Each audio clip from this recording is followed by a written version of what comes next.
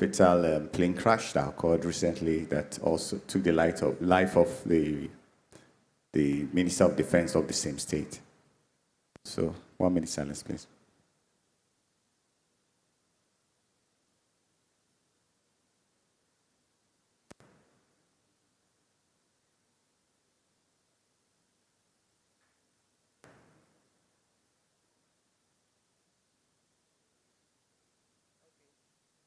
Okay, may his soul rest in peace.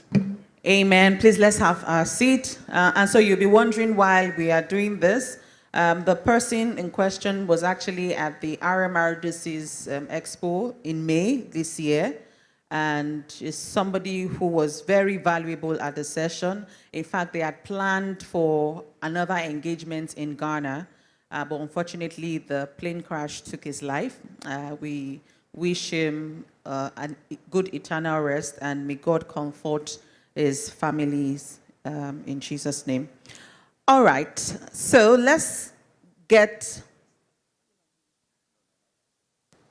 Yes, I was just doing some little introduction. I've just observed the director of Chemical and Pharmaceutical Department, Mr. Kolere. You're welcome, sir. You're welcome. And at the far end, very busy since yesterday. I think he has an opus to deliver today. It's none other than Dr. Sab Ebirekwe. He is the Director of Agric and Agro-Allied Materials Development Department of the RMRDC. Sir, you're welcome. Thank you so much, sir. Thank you. And on this part in front, we have the Honorary Treasurer of the Manufacturers Association of Nigeria. He's been with us day 1, day 2, and day 3, Reverend Isaac Ade Agoye. Welcome so much. Please, let's give him a round of applause. Thank you, thank you. And so to your neighbor seated to the right and the left, kindly give a broad smile and tell the person welcome. If you don't want to smile, just fake it. Just smile. Welcome, and tell your neighbor, I value you. All right, thank you so much. It's great that you are doing this, and gatherings like this do not happen all the time, so it's good that we take advantage of the people we see around us. And so to do the welcome remarks and highlight of day 2, I'd like to invite the Director General of the Association, Manufacturers Association of Nigeria. Please put your hands together for Shego Ajayi Kadri, MNI. Please, a round of applause as it comes forward.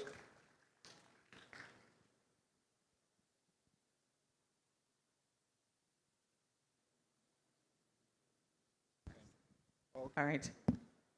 Welcome, sir.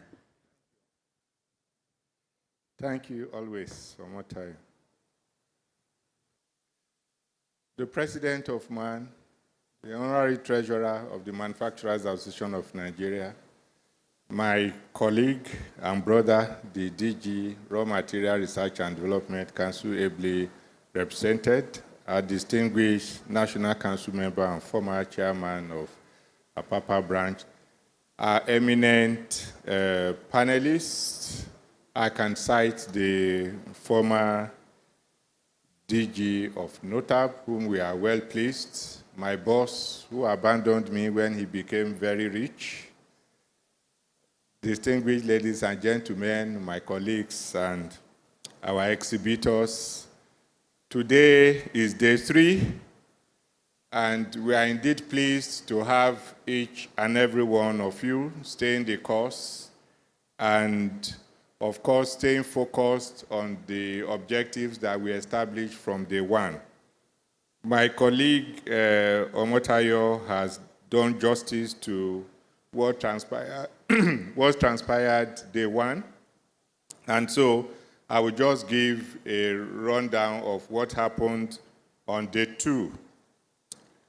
Day 2 of the Nigerian Manufacturing and Equipment Raw Material Research and Development Council co-located Expo took place yesterday, and it was marked by strategic conversations, forward-thinking insights, and a strong call for collaboration across industry, government, and international partners.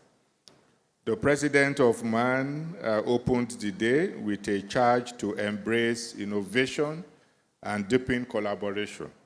encouraging stakeholders to engage actively with exhibitors and apply insights to improve Nigerian manufacturing competitiveness. This storyline has resonated with all we have committed to, even since the turn of the decade. So he exemplified it in the opening remarks that he made.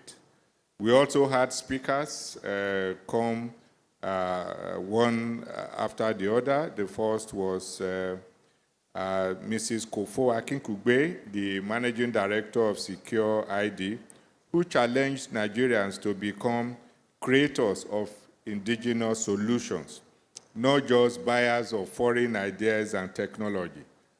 She stressed that local equipment production, STEM, education, and leadership are key to reversing the decline in manufacturing GDP contribution, and which we are all not proud of. It has remained between 8 to 10% in recent times.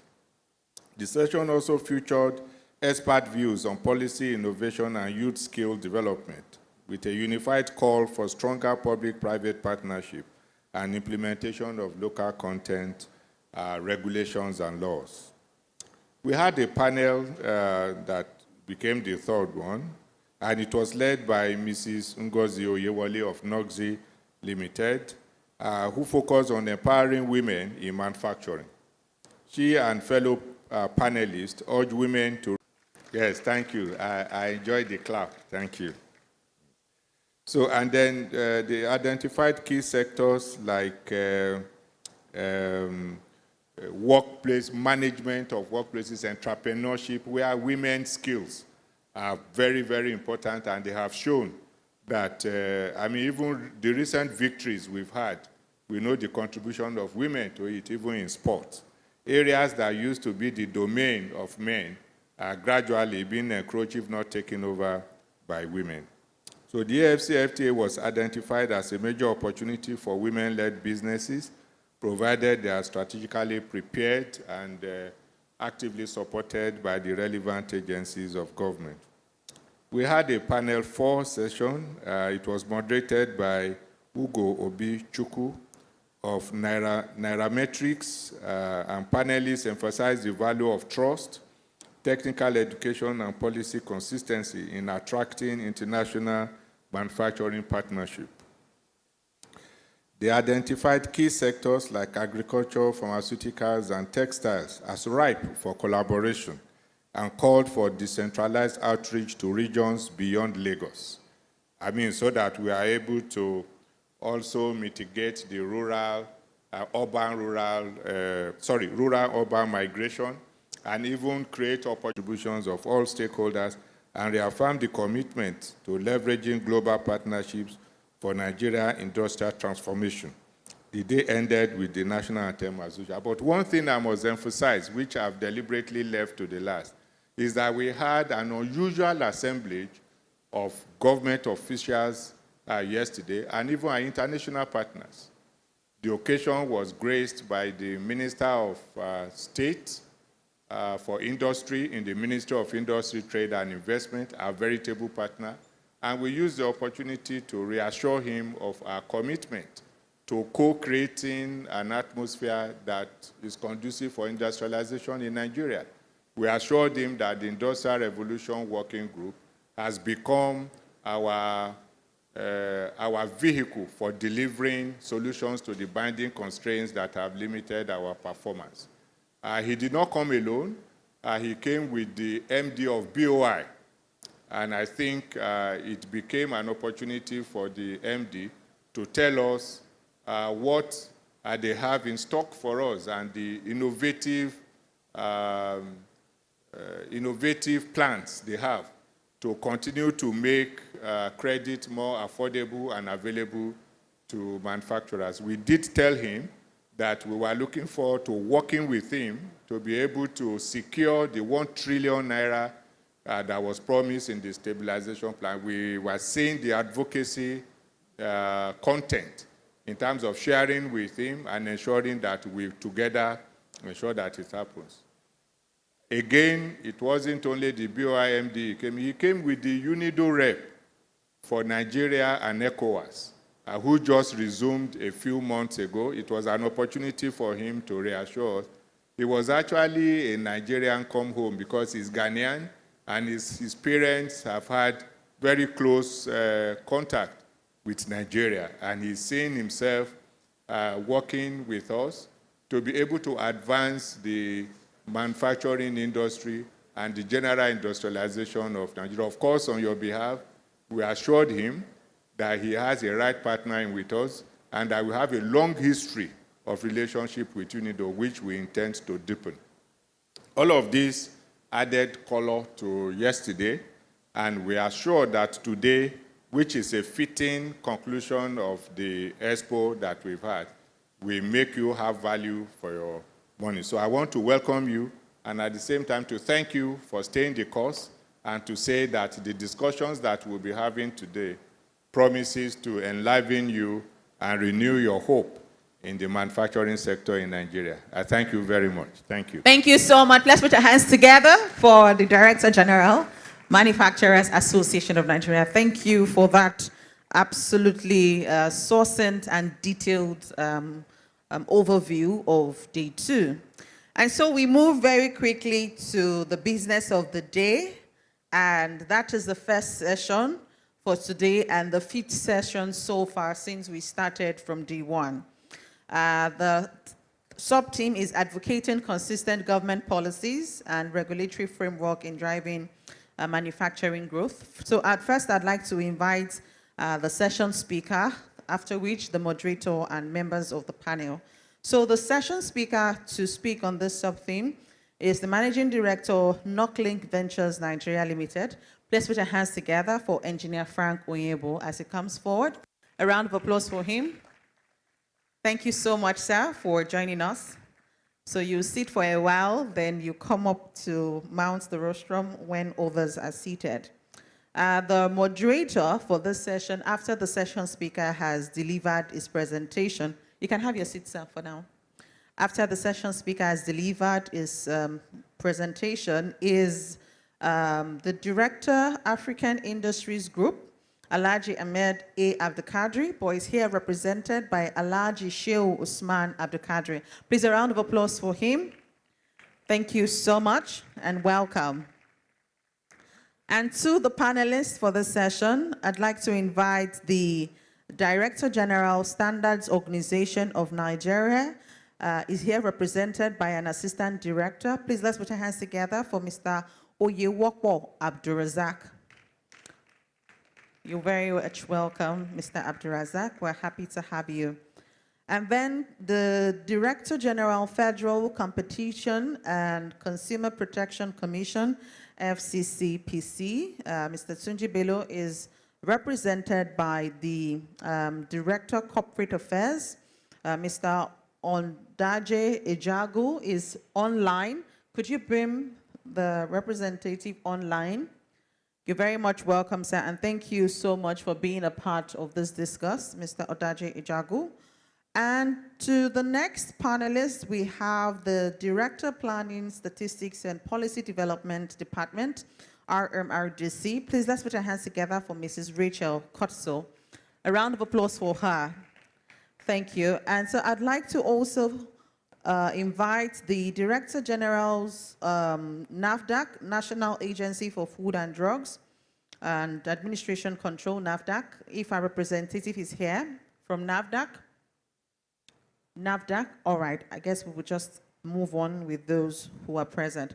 So to deliver the session paper that everyone on this panel will discuss, once again, let's put our hands together for Engineer Frank Onyebo. You're welcome, sir. The topic of the paper I will deliver today is advocating consistent government policies and regulatory framework in driving manufacturing growth. Distinguished ladies and gentlemen, I want to first apologize for my voice. I have a slight cold, so I hope I'm audible enough. Distinguished ladies and gentlemen, history teaches us an undeniable truth, and that is no nation has ever achieved sustainable economic growth without a strong manufacturing base. This is because manufacturing is the strategic engine of national development, serving as the primary pathway to job creation, structural transformation, economic growth, and global competitiveness. Manufacturing has long been recognized as the backbone of every prosperous economy. Countries like China, South Korea, Malaysia, Vietnam, to name a few, transformed their economies by maintaining stable and forward-looking policies that gave manufacturers the confidence to invest over decades. Distinguished guests, ladies and gentlemen, you will agree with me that policy consistency is the lifeblood of manufacturing growth and industrial transformation. Yet, here in Nigeria, our manufacturing sector continues to struggle under the weight of inconsistent government policies and multiplicity of regulatory framework. Nigeria's policy environment has been comparatively erratic, with frequent reversals and abandoned industrial policies. This has continued to cripple Nigeria's industrial base. The frequent policy changes, regulatory in. This has also crowded out our already existing foreign manufacturers, with a lot of them relocating to neighboring countries like Ghana, Kenya, and others in the past few years. Ladies and gentlemen, you agree with me that we cannot continue this way if we must attain our desired industrial growth and development. Policy inconsistency impacts on manufacturing sector's growth in Nigeria. In the past 5 years, government reforms and policies have had substantial negative impact on the manufacturing sector. From the removal of fuel subsidies, the floating of the naira, the hike in electricity tariffs, and the rise in monetary policy rates, the Nigerian business environment has been bedeviled with uncertainty and instability, making investors in the manufacturing sector become hesitant, shelving expansion plans, and stalling promising industrial projects.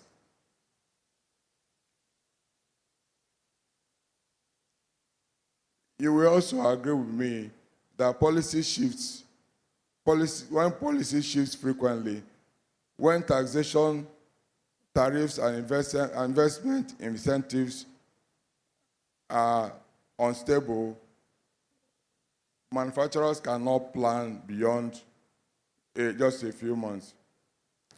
Factories do not rise overnight. They require billions of long-term investment capital, stable power, and years of planning. We have seen cases where government policies fluctuate with tariff reversals, tax is being reintroduced, import bans are announced suddenly.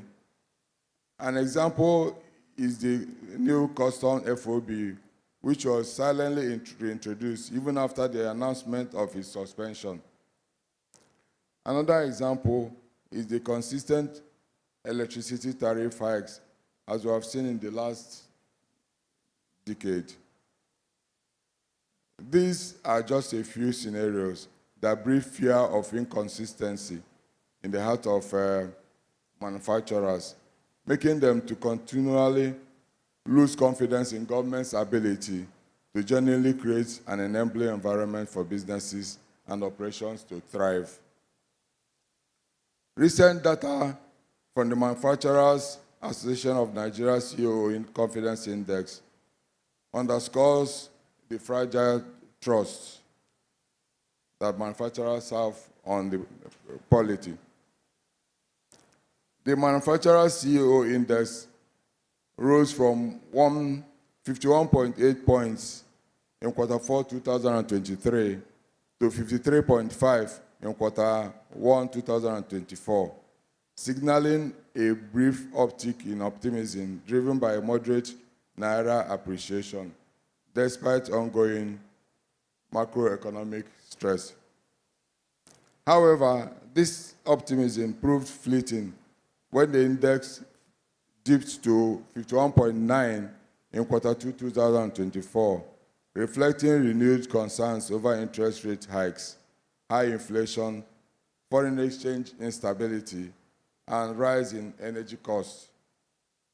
The decline continued in Q3 2024 to 50.2, before a modest rebound in Q4 2024, the first improvement since Q1. Nigeria's manufacturing contribution to GDP, which was 14.7 in 2024 and 2014, dropped to under 9% by 2024, just a decade away. Not solely because of global headwinds, but due to inconsistent policies that repeatedly disrupted investor confidence. In the modern world, manufacturing sector is regarded as one of the benchmarks for measuring a nation's economic efficiency.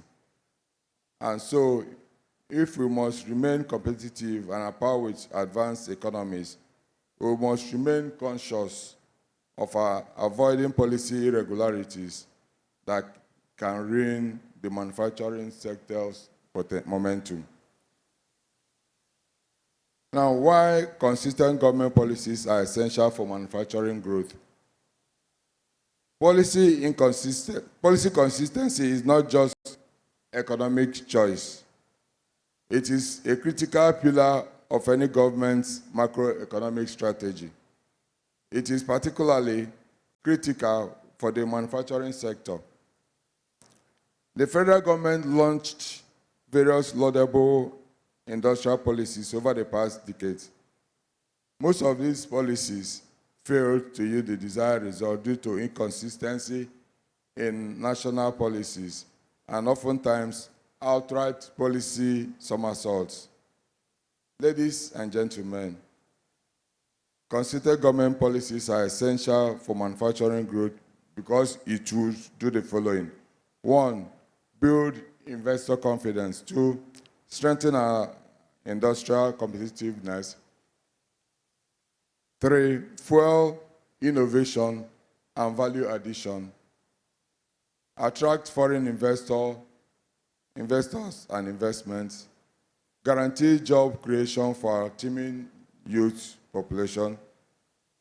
Drive economic growth and boost productivity in the manufacturing sector. Recent statistics show that Nigeria now ranks as Africa's 4th largest economy with a GDP of $188 billion, overtaken by South Africa, which has a GDP of $410 billion, and Egypt with a GDP of $347,000 billion. Sorry, they're all in thousands. And Nigeria with a GDP of $268 billion. Nigeria, which used to be the largest economy in Africa, declined to this level due to policy inconsistency and its over-reliance on oil revenue. On the other hand, South Africa, Egypt, and Nigeria have more diversified economies owing to consistent policy implementation. These countries have stronger manufacturing, service, and technology sectors, leading to greater economic stability and growth. Distinguished ladies and gentlemen, this is the crux of the matter. Policies cannot deliver if they are not consistent. Industrial strategies cannot bear fruit if they are abandoned halfway. For Nigeria to achieve meaningful and sustained manufacturing growth, we must break this cycle of policy discontinuity and commit to a stable, long-term industrial vision. This is the only way we can reclaim our place as the largest economy in Africa. Nigerian regulatory framework and the manufacturing sector. Nigeria's regulatory environment is fragmented across agencies, with each one having overlapping mandates and often conflicting directives. Manufacturers routinely deal with agencies such as Standard Organization of Nigeria, NAFDAC, Federal Land Revenue, and numerous state regulatory agencies with overlapping functions and jurisdictions. Instead of facilitating business, this multiplicity of regulators have created a web of bureaucracy, forcing manufacturers to navigate redundant processes, pay multiple fees, and comply with conflicting requirements with attendant higher compliance costs and delays in product approvals. This ultimately discourages innovation and slows down expansion. Manufacturers spend excessive time and resources on compliance paperwork instead of on production. Ironically, while compliance burdens are heavy for law-abiding firms, weak enforcement allows some players to bypass regulations entirely, creating an uneven playing field where compliant manufacturers compete against substandard, non-compliant producers, especially in industries like food and beverages, chemicals, and textiles. Moreover, regulatory agencies appear to prioritize revenue collection over their core role of facilitating industrial growth. This has further damaged the credibility of Nigeria's regulatory framework. These regulatory hurdles have resulted in the following for our manufacturers. One, high operating costs, which reduces competitiveness. Reduce foreign investment as investors shy away from complex and unpredictable regulatory landscapes. Low contribution of manufacturing to GDP, which has hovered around 9 to 10% in recent years, despite Nigeria's potentials. Decline in profitability, which has hampered expansion and affected job creation. Ladies and gentlemen, this has to be corrected. Manufacturers should not be taken advantage of, but must be encouraged with incentives that will encourage productivity and expansion of the sector, as seen from examples of countries that are leading in the manufacturing sector. What must we do differently? The Manufacturers Association of Nigeria and other business membership organizations have consistently championed the creation of an enabling environment for manufacturers and businesses to thrive. Advocacy has always been at the heart of these efforts, and now more than ever, it must become our collective responsibility, especially under a president who, over the past 2 years, has demonstrated a willingness to listen to concerns on issues such as multiplicity of taxes and regulatory bottlenecks.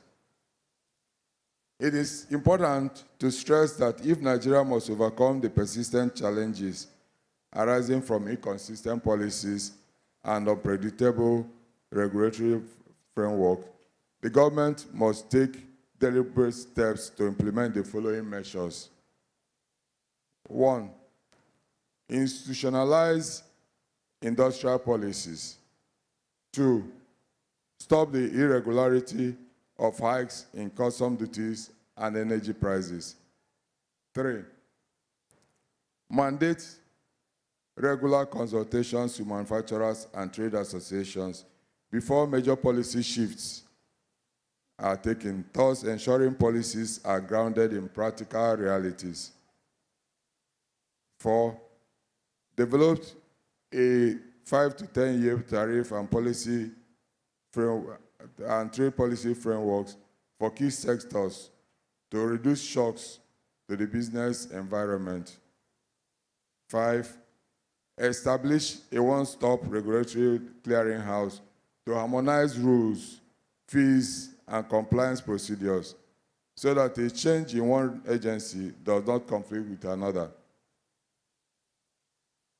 Streamline regulatory agencies to reduce overlaps and harmonize processes. Implement performance contracts for ministries and regulators that bind them to national industrial targets and carry forward projects regardless of political cycles. Refocus regulators on facilitation and standard enforcement rather than revenue generation. And finally, to embed consistency into policy frameworks, ensuring that industrial strategies survive beyond election cycles. Conclusion, ladies and gentlemen, my dear exhibitors of the 2025 NME, as we bring this conversation to a close, one truth becomes clear. No nation has ever achieved sustainable industrialization on the back of policy inconsistency. For manufacturing to thrive in Nigeria and across Africa, we must move beyond ad hoc interventions and adopt a clear, predictable, and stable policy and regulatory environment that inspires confidence among investors. The future we envision for our manufacturing sector is not one of endless dependency, but one of growth and competitiveness on the global stage. Achieving this requires that government, the private sector, and regulatory authorities work as partners, not as adversaries, thus ensuring that every law, policy, and regulation serves as a springboard for industrial growth rather than a stumbling block. The time for fragmented approaches is over. What we need now is collaboration and commitment to long-term goals that will align policies, maintain regulatory clarity, and foster a culture of accountability. With this, Nigerian manufacturing sector will not only grow, it will lead. Ladies and gentlemen, thank you very much for your attention. Thank you most sincerely, Engineer Frank Onyebo, for that well-delivered presentation. Just to reiterate, our panelists are from the Standard Organization of Nigeria. The DG is represented by Mr. Oyiwoko Abdurazak, who is presently here. The DG FCCPC, Mr. Tunji Bello, is represented by Mr. Odaje Ijagu, who is online. You'll be engaged online. And the Director Planning, Statistics and Policy Development Department, RMRDC, Mrs. Rachel Kotso, is here. Just to find out if the NAFDAC rep is already in the room. NAFDAC, represented from NAFDAC. All right, so we move on with the people present. Over to you, sir.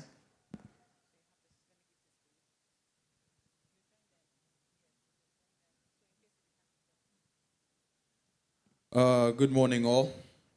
Thank you very much for coming again today. Good morning, distinguished guests, ladies and gentlemen, President of MAN, DG of NAN, distinguished dignitaries. Allow me to stand the existing protocol. Once again, good morning, and we're very glad to have you here today. I would like for us once again to appreciate our distinguished industry leader, Engineer Frank Onyebu, for delivering this keynote presentation. Please give him a round of applause. Thank you very much, sir. We appreciate this. So we are going to get into our conversation today with the panelists, and since we have regulators in the room, we'll have questions that we think we should hear their opinion on it as well. We've heard from the private sector, from the industry itself. Now we want to hear from the regulators. So I'll ask this question generally, and I think we want to hear the opinion of the different agencies, which is, who do we think bears the greatest burden whenever we have government policies shift unexpectedly? Is it the investors, is it manufacturers, or is it the regulators? And then as well, how does that imbalance affect the ecosystem as a whole? So maybe if we could, we'll start with you, Mrs. Rachel Koso. Let's hear your opinion on this. Thank you. Thank you, Mr. Moderator. And thank you, presenter. I listened keenly to your presentation, and all of what you stated as challenges for policy implementation stare us in the face.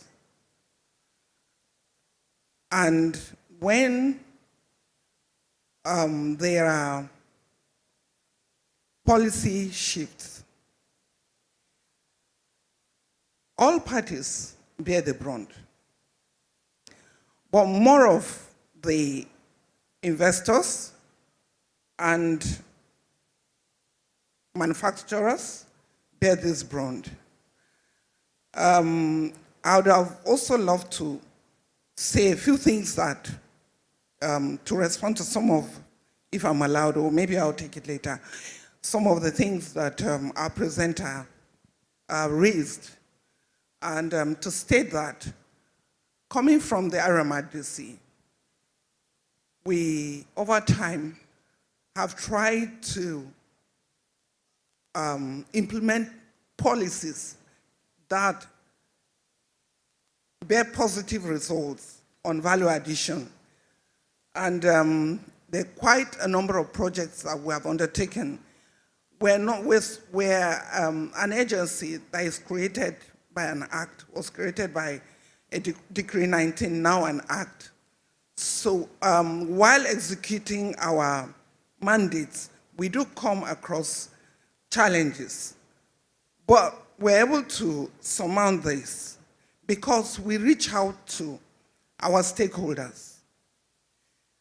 For instance, in recent times, with the arrival of our Director General, there have been a number of programs and policies that we're trying to put in place.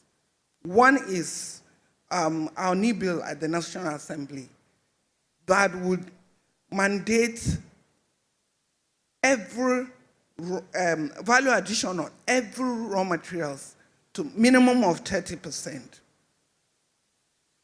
And we believe that we cannot do that alone. So policy, yes, there are policy somersaults and inconsistencies, but have we actually looked at what we, the regulators, are doing? Because that also will impact on implementation of these policies. So what we do to actually ameliorate these policy inconsistencies and regulatory frameworks is to reach out to our stakeholders as early as possible. Because when we went to the National Assembly, after the third reading, we got the stakeholders and the public to come for public, of course, the public hearing, where it was unanimously agreed that the time is now for us to act. And not just as a regulatory agency, but the investors, MAN, and all other stakeholders must be carried along so that at the end of the day, if there's any policy change or somersault or inconsistency, we'll rally together and solve this problem. So I believe that to address some of these problems, we must stop looking at ourselves as one agency carrying out this policy implementation, or I, as a person. We must be Nigerians, first and foremost, because if we don't act as one entity, our lead presenter said that at some point you find different agencies, regulatory agencies, performing almost the same assignment. But if we come together, we'll be able to overcome some of these limitations and challenges, because then we'll be looking at the policy holistically and as one entity, even though from different agencies. So it is my belief that we can reduce some of these challenges. But like I said earlier, the investor is at risk. Manufacturer is at risk. The agency is also at risk, because when you now change the policy, they will also start struggling to come back and pick up from some point. So I believe that all parties are endangered when there are policy changes, inconsistencies, and somersault. Thank you very much. Thank you very much, Mrs. Rachel Koso. Thank you very much for the insight. We appreciate that. Now I'll hand it over to Mr. Abdulrazak, representing SON, DG, Mr. Ifeanyi Okeke. Mr. Abdulrazak, to hear your insight as well. Thank you very much.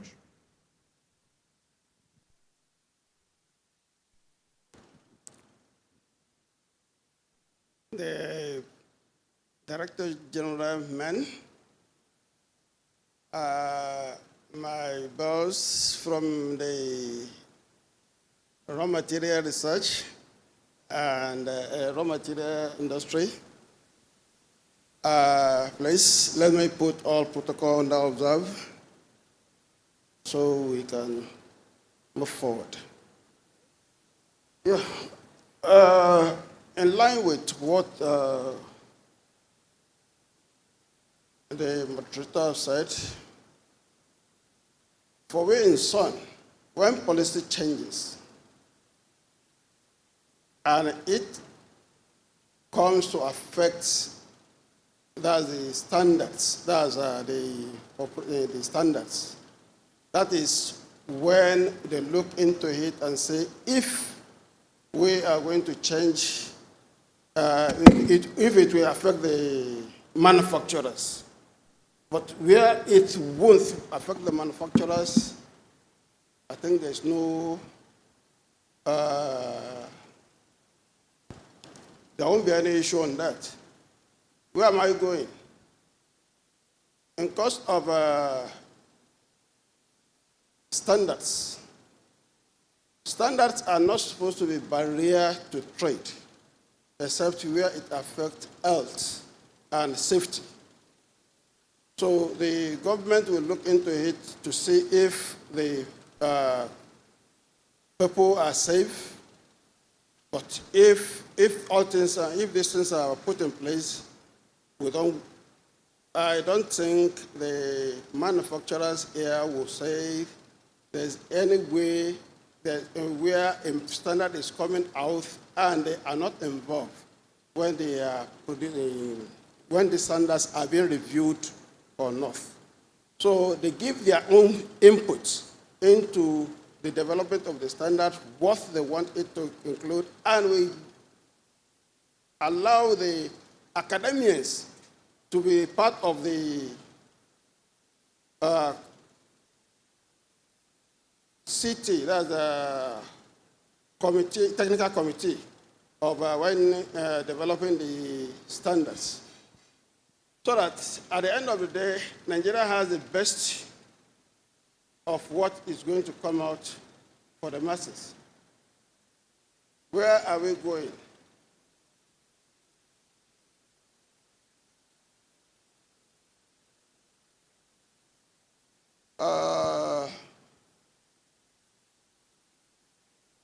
For now, let me leave it this way. Very much, Mr. Abdulrazak. From SON, thank you very much. The insight is highly appreciated as usual.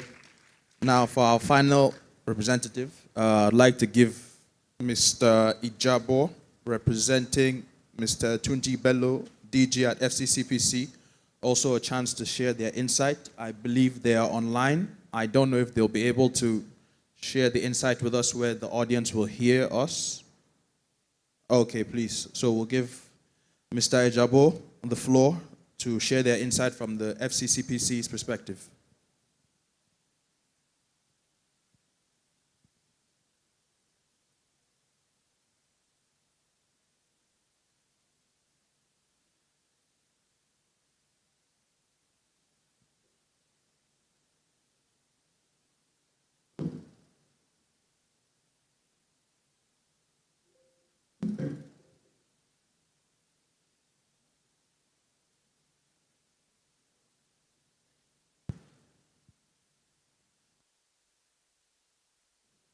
Mr. Ijago, I don't know if you can hear us. You have the floor. We want to hear your perspective on the policy changes and how it affects investors, manufacturers, and regulators. Can you hear me? Yes, we can hear you now, sir. Welcome. Okay, so good morning. Good morning. Good morning, Mr. Ijago. First of all, adopt existing protocols. And then to also state quickly that the proper designation for our chief executive is executive vice chairman, chief executive officer, not the director general. Just for clarity.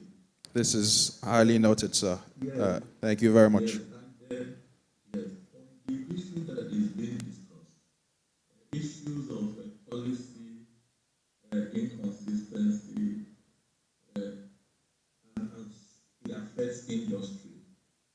We have been contending with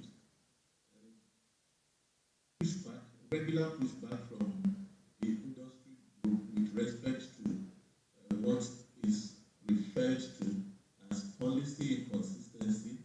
We are not totally from policymakers and also from even government functionaries, but just like the lead speaker actually made his points this morning, a number of times that we are faced with the issue of policy inconsistency, if you go into, if you dig deeper into the concerns of industry, you will discover that what is maybe called as policy inconsistency could very well be the fact that there exists some overlapping functions of regulatory bodies. Because at least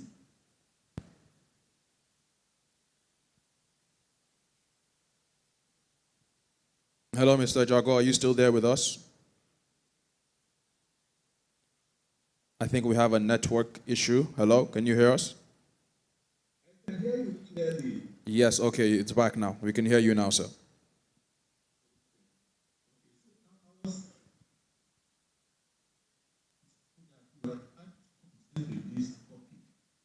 By the time we dig deeper, we come to understand that the concern of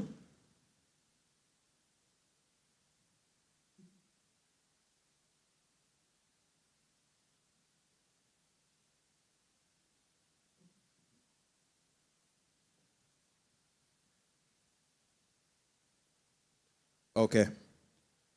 Mr. Jago, thank you very much for the points you've noted. Unfortunately, the network isn't allowing us to get everything you've shared, but I'm sure a note of what you've shared will be shared with the audience and everyone that needs to know.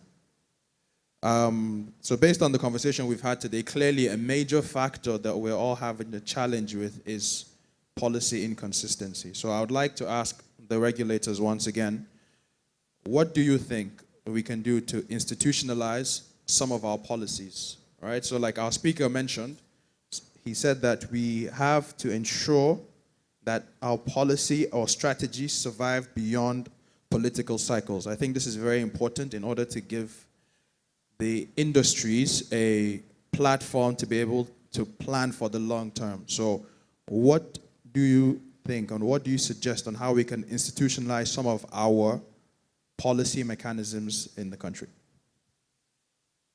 Maybe I'll start with Mrs. Rachel Koso once again. Thank you.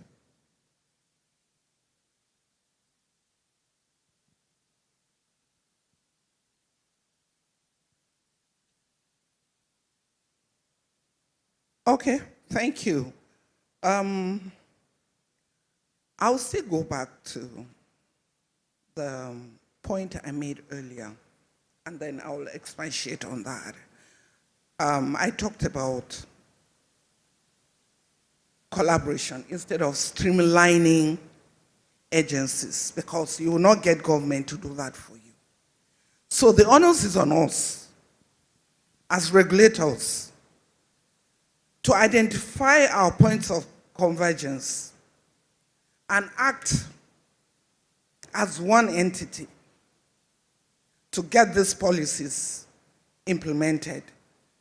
Because what we're doing now, we are going solo. Everybody wants to do whatever he or she thinks is his or her mandate as an agency. So, in my opinion, the time is now for us to emphasize partnerships and collaborations. Because that's what I can tell you, that's what RMRDC is doing. There's no project that we're implementing solo. We identify those that are relevant and bring them on board. So we did for the roadmap. That's responding to one of the points that our presenter made. He said we must have long-term policies. And recently, we just developed a roadmap in collaboration with the African Development Bank, roadmap for the raw materials sector in Nigeria. And it is a 10-year roadmap. We have the midterm expectations between 2 to 3 years. Then we have, the short-term expectation between 2 to 3 years. We have the midterm between 4 to 7 years. And then we have the long-term spanning 10 years. And we had all stakeholders that we feel are relevant working together with us in the area of raw materials development and value addition. Man was ably represented. We had SON, we had NAFDAC, we had NAPC, we had Federal Ministry of Trade and Investment, we had Ministry of Industry, and then the African Development Bank. And we came up with a robust document that I believe that if we still come together, put our hands together on deck, in the next 10 years, we should be able to come up with a manufacturing industry that is strong strong and robust as well, contributing to the GDP, growth of the GDP in Nigeria and the growth of the manufacturing sector. So, long-term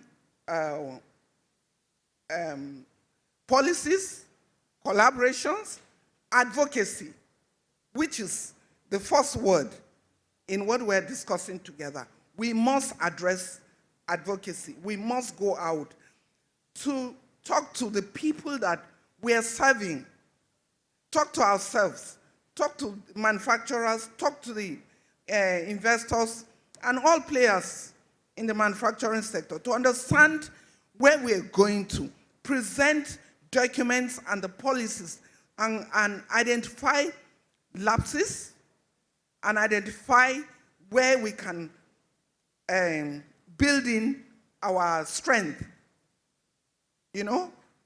synergize our efforts, and then with that, we'll come on strong. Because when we continue operating in silos, we'll get nowhere. And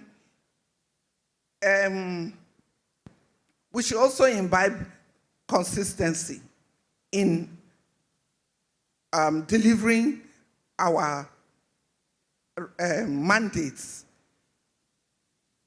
And beyond that, I also want to say that at the moment, I think beyond inconsistency and policy somersault, I don't think there's an agency that is monitoring the implementation of policies that are dropped on us. Because you cannot be the regulator and also monitor yourself. So there must be an organ that will monitor whatever policy that has been dropped on us. And one of the policies that we're coming up with now, too, that we have engaged stakeholders, is the tax incentives, which I know, which we all know. My DG mentioned in his opening remarks, that will impact positively on the manufacturing sector. We just got the letter transmitted from our minister's office. But this policy had been pronounced before now. So, beyond inconsistency, when government comes up with policies, do they give the backing? The backing to execute these policies sometimes does not come early. And before you begin to execute, when you get the backing, they would have changed the policy.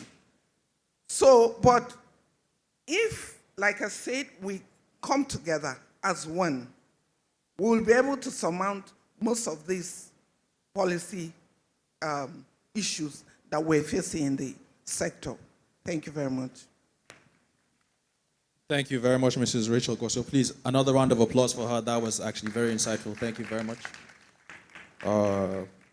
Mr. Abdul Razak, I would like to ask this question, as Mrs. Rachel Koso has now shared with us not only what we think can be institutionalized, but she also shared what the RMRDC is doing to provide manufacturers and the industry at large with a clearer pathway of how to plan for the long term. So what would you say that SON is doing in order to support the industry on the short term, mid-term, and long term as well? We would like to hear your insights on that. Yeah, thank you very much.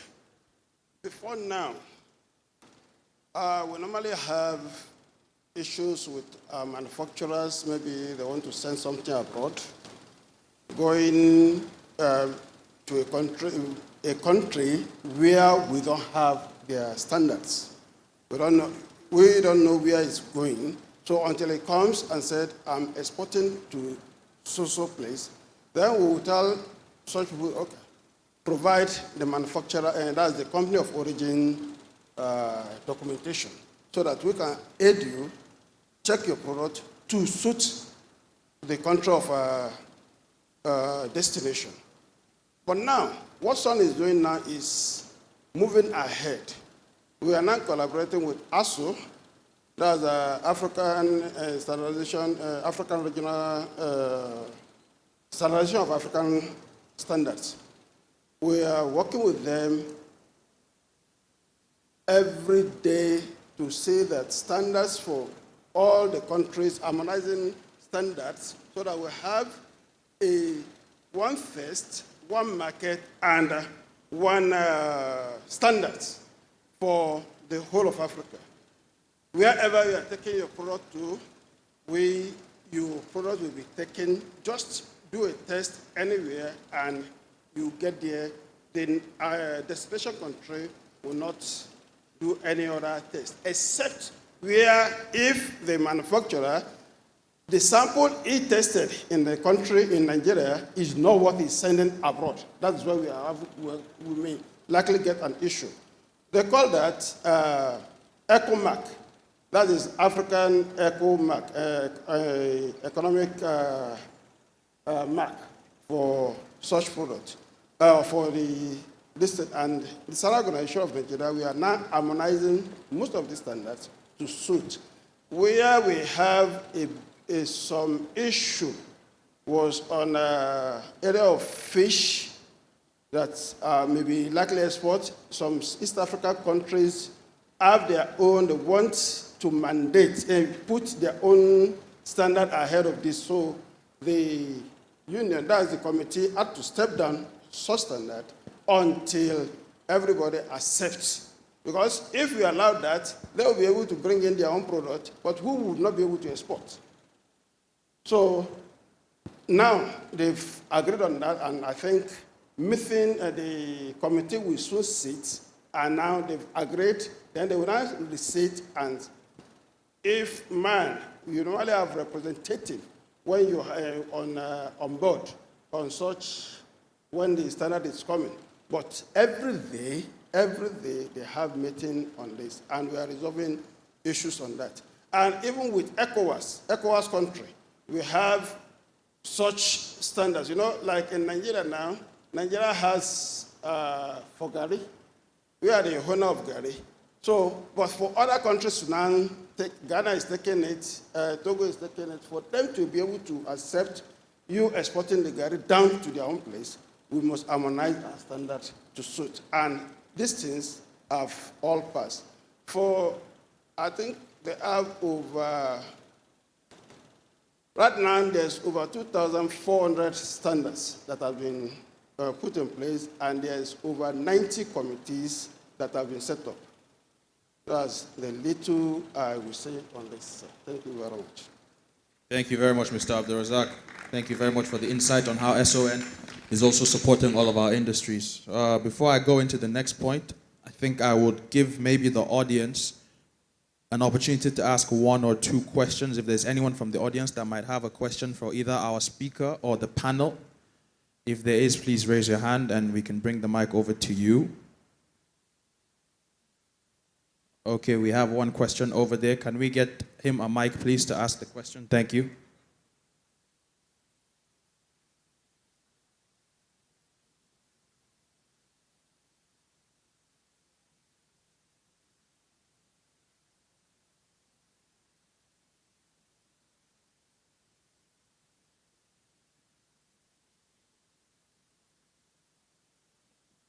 Thank you very much. As you get the mic, please introduce yourself and direct your question to the panelist or the speaker that you need to get the answer from. Thank you.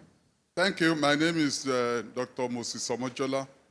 I'm the CEO of Jola Global Industry. And my question is to RMRDC. She has spoken very well, collaboration with other agencies, and this is an area where the country is also having problems.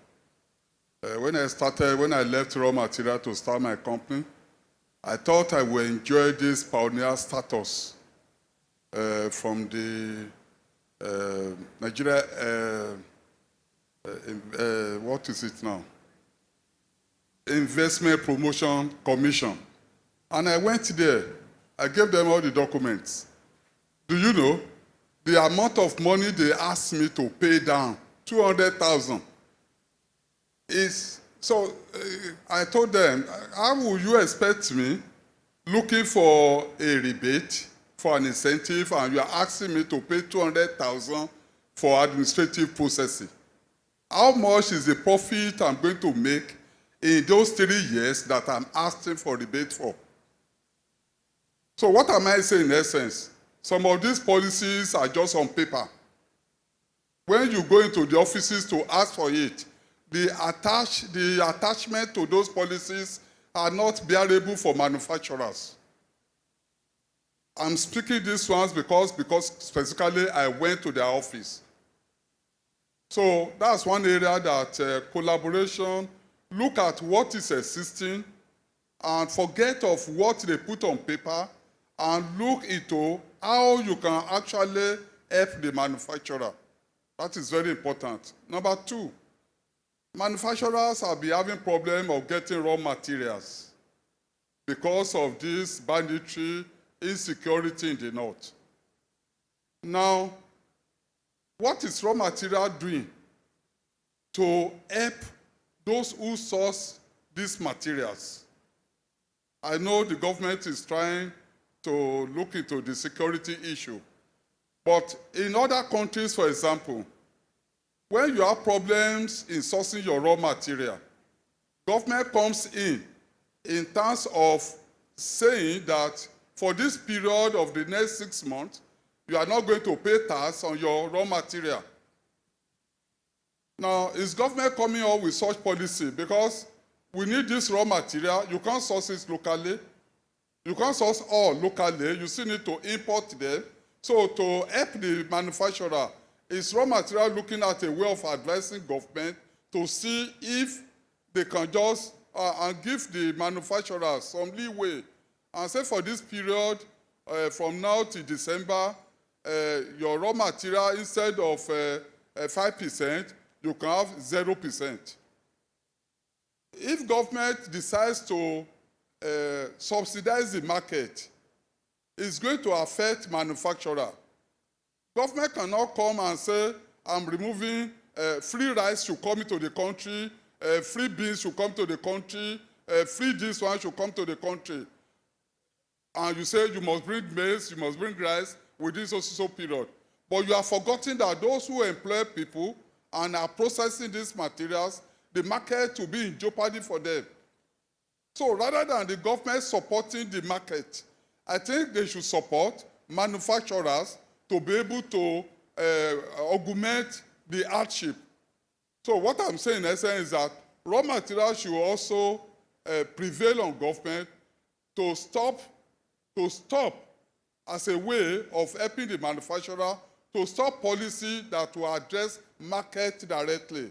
Sustainability and efficiency of the manufacturer is what government should concentrate its policy direction on. Because once you address those issues, it will definitely affect and bring more relief to the manufacturer. Thank you. Thank you, Dr. Omojela, former director. Actually, the tax incentives that we're about to start implementing will address that, because it's going to address two areas of manufacturing. It's going to address those that are sourcing the raw materials from within Nigeria. And the rebate you're talking about is part of the incentive. Now, before we start implementing, we are planning to have a stakeholders engagement here in Lagos, together with MAN. Let me drop it out of the, drop the cat out of the bag. We're looking at the modalities before approaching MAN.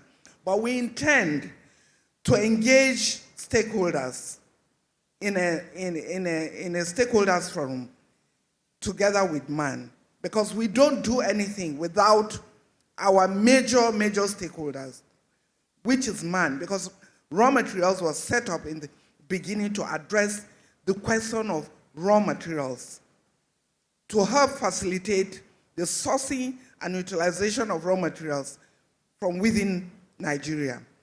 So the incentives, like I said, will address the issue just raised. Those sourcing their raw materials from within and those carrying out R&D on process technologies and even raw materials development. There are percentages that will be allocated to the various sectors. For now, we have about 5 sectors: agro-allied raw materials, chemicals, engineering, and petrochemicals. So all of them carry, each of them carry a different percentage of tax rebate or tax incentive that will be released. So the government, RMRDC is working towards that. Like I said, the tax incentive, I'm sure many manufacturers will be happy by the time we start implementing. The minister is going to inaugurate the technical interministerial technical committee, I think in the next 1 or 2 weeks, and then we take it up from there. And so your fears will shortly be addressed. Your issue will shortly be addressed. And we're doing it, like I said, there's an interministerial committee in collaboration with all the relevant agencies. The NIPC that you talked about is a member of the interministerial committee. We have SON, we have MAN, FIRS, where the money actually will be coming from. Because we got the approval from the Minister of Finance, who directed that FIRS should pay these tax rebates after Raw Materials Research and Development Council has looked through and cleared that company or that manufacturing entity. So it's not what we're going to do, we're going to implement on our own. And that's why I keep harping on collaboration, and partnerships. Thank you. Please, I would like to give the floor now to our president of MAN. Everyone, please give him a round of applause as he makes his remark on the session we just had. DG panelists, distinguished speaker, ladies and gentlemen, I really enjoyed the discussion so far. Very interesting. I just want to respond to what the former staff of Raw Materials Council, I believe, said about incentive. I think what we should have in mind when we're designing policy, and I don't know whether this is considered when we are doing the raw materials one now, is to look at the scale of likely beneficial of these incentives. Small, medium, large. 200,000 naira, I do not know what year, in that year, might be a lot of money. Say 200,000 about 15 years ago would be very huge money. It would be easier for any big company or large enterprise or medium to pay such money one-off, knowing how much it's going to really gain or due to the incentive it's going to get. But it could be very huge for a small scale or self-entrepreneur who has just tried to get into that business. Though it might be a pioneer and a noble event or enterprise that is entitled to get. But the most at 200,000 naira might not be possible at that time. But that was the policy then. So it will be necessary to see that if you are given this, what are the range of beneficiary in terms of scale that you are looking at? I think that is what is speaking to. The incentive is there. People are getting and enjoying it, but they can afford to even pay 2 million if need be, because it's a very large-scale business they're doing, and they'll get more. And so I will implore the Raw Materials Research Council that we should look at if this is embedded in our proposed policy that we are catering for all this scale. So if you are not catering, you may have to let the public know that this is the kind of business that we can accommodate now, that we want to start on how to accommodate SMEs and so on. Secondly, on the issue of rice, I won't speak for the government, but I think what was done at that time was to do a quick intervention. So if it was a quick intervention, and this stops almost after the period envisaged, well, that might be fair. What you can just implore government that immediately there is an intervention, we should look at how it's going to affect our local producer at that very much time. And intervention should mean that we are unable to meet up the demand at that very point in time, due to whatever reason. Now, what we should do as government is not to look back to see the cause of that delay, of their inability to meet up, and now work on it so that in the future that will have been removed, the hindrance will have been removed. So there'll be no need to import, to spend so money on importation at the expense of our own development. Thank you.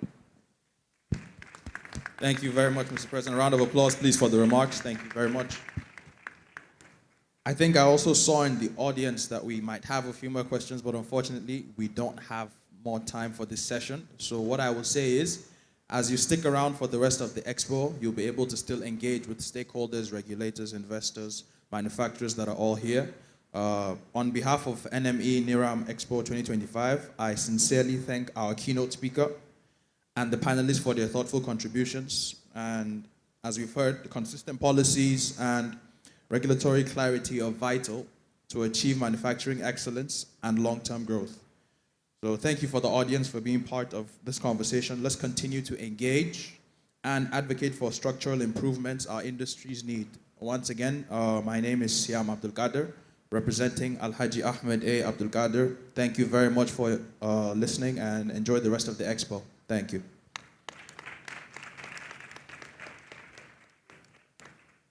Thank you so much, Alhaji Abdul Qadir. Please don't leave yet. There'll be a group photograph. Please, Director, please, can you come back and please, can you stand and for a group photograph, joined by the, after that we will invite the DG and the President to stand beside the panelists.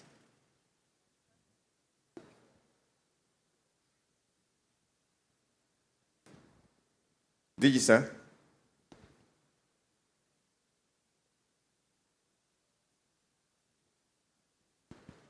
Yeah, that was very wonderful. It's quite a critical eye-opener to all the relevant stakeholders concerning the encouragement of manufacturing in this country.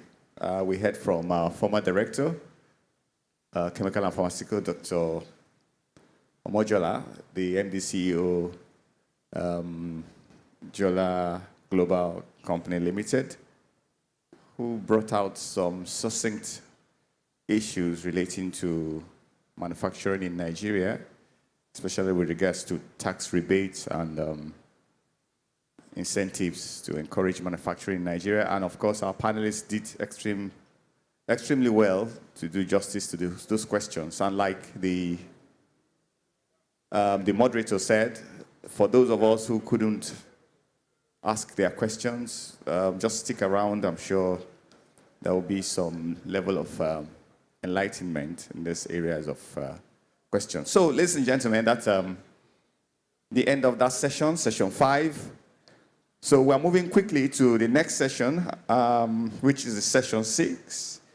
We're going to be looking at the sub-theme of accessing funding opportunities for sustainable manufacturing in Nigeria. And I'm going to be inviting, guess who?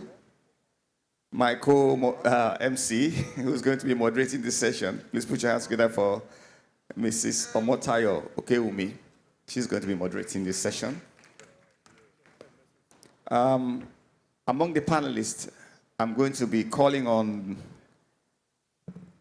the Managing Director, CEO, Zenith Bank PLC, who is today represented.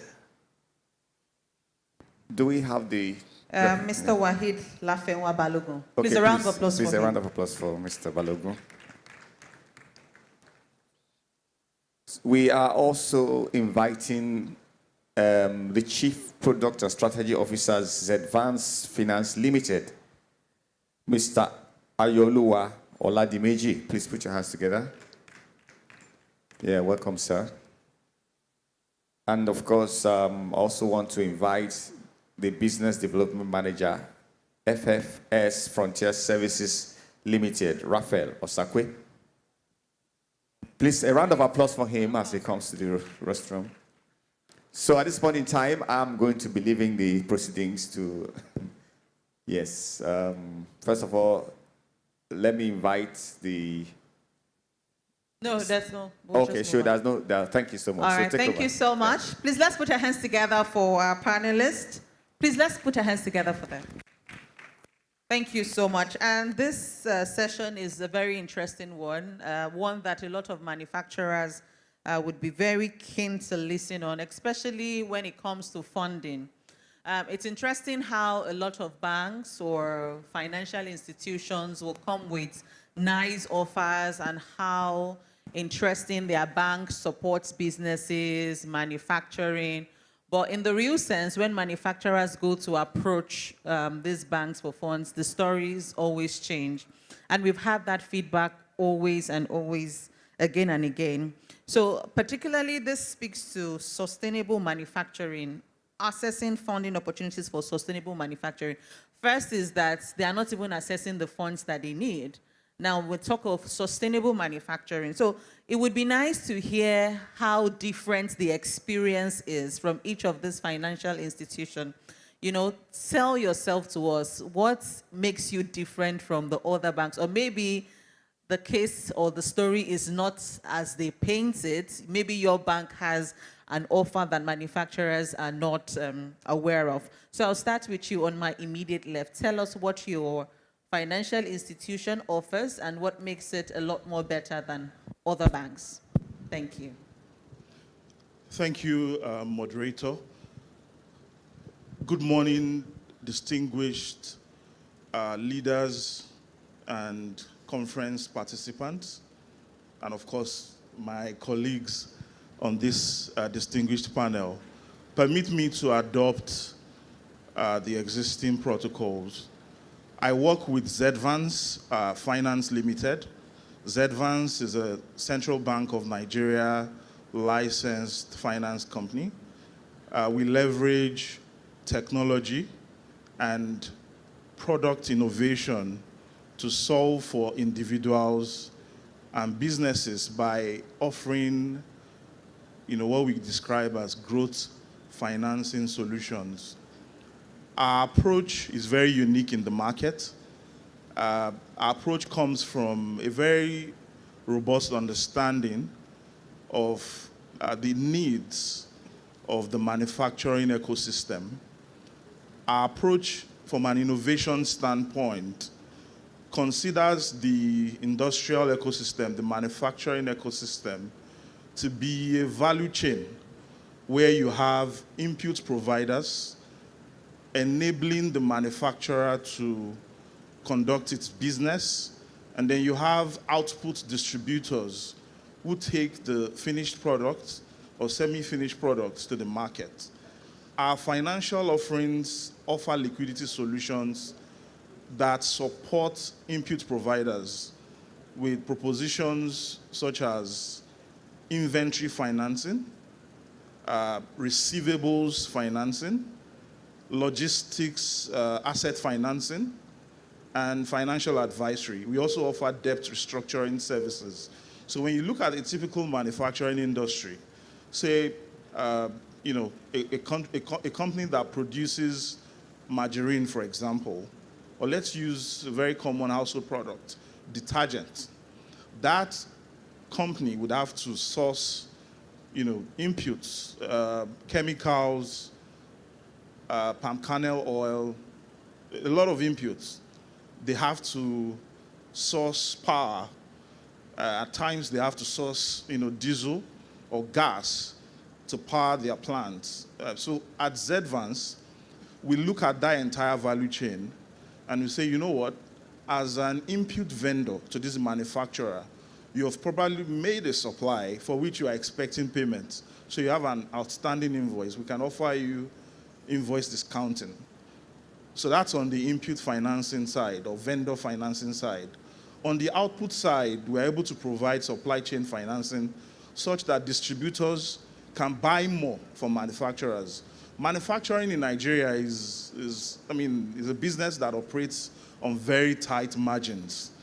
So the innovation that we've brought into the market is that, look, the manufacturer can get their distributors to buy more because with Zedvance, you as a distributor, you get the benefit of, inventory financing that allows you to purchase goods from the manufacturer without burdening the manufacturer with supplier financing. So the manufacturer can be more efficient with their working capital, and they can direct their limited working capital to core business, while we as financial partners or financing partners bear the burden of financing the output distributors. So that's the innovative view we're taking, and from a track record standpoint, this year we've set apart upwards of 50 billion naira, to support supply chain financing. and logistics asset financing. And interestingly, at the end of July, we've disbursed about 30 billion out of this 50 billion. So I'm going to be going back to my board with the exhibition that I've seen today and the interesting conversations that we've had to say, look, we can do much more, and we're here to stay, we're here to support, businesses that are producing for our everyday consumption in the economy. And, that manufacturing value chain is critical to Mr. President's ambition to achieve a significant GDP level. Is it $1 billion now? Yeah. In a few years. I feel that if that ambition is going to be realized, then we need to invest more in the manufacturing sector, and we're leading the way by offering innovative financing solutions. Thank you. All right, thank you. Before I pass on the mic, it's interesting to know how do companies on board, to ZVans to help take this up? Then what are the nitty-gritty of the commitment involved on the side of the manufacturer to take advantage of the innovative solution the organization is offering? So we're online. If you go to business.zvans.com or zvans.com, you will find us online. We also have some of our business managers here, and I'm here, at least till, for today. We have our exhibition booth at 49 and 50, right at the back of the stand. Our requirements are very straightforward. We call our offering partnerships financing, meaning that we don't necessarily see you as a customer. We see you as a partner. And we're saying, you know what, we can sit with you, understand your business value chain, and be your growth partner. So when we're sitting with the manufacturer, we're asking, you already have input vendors that have a profile with you, that have a track record with you. So we're going to introduce liquidity that allows those input vendors do more with you.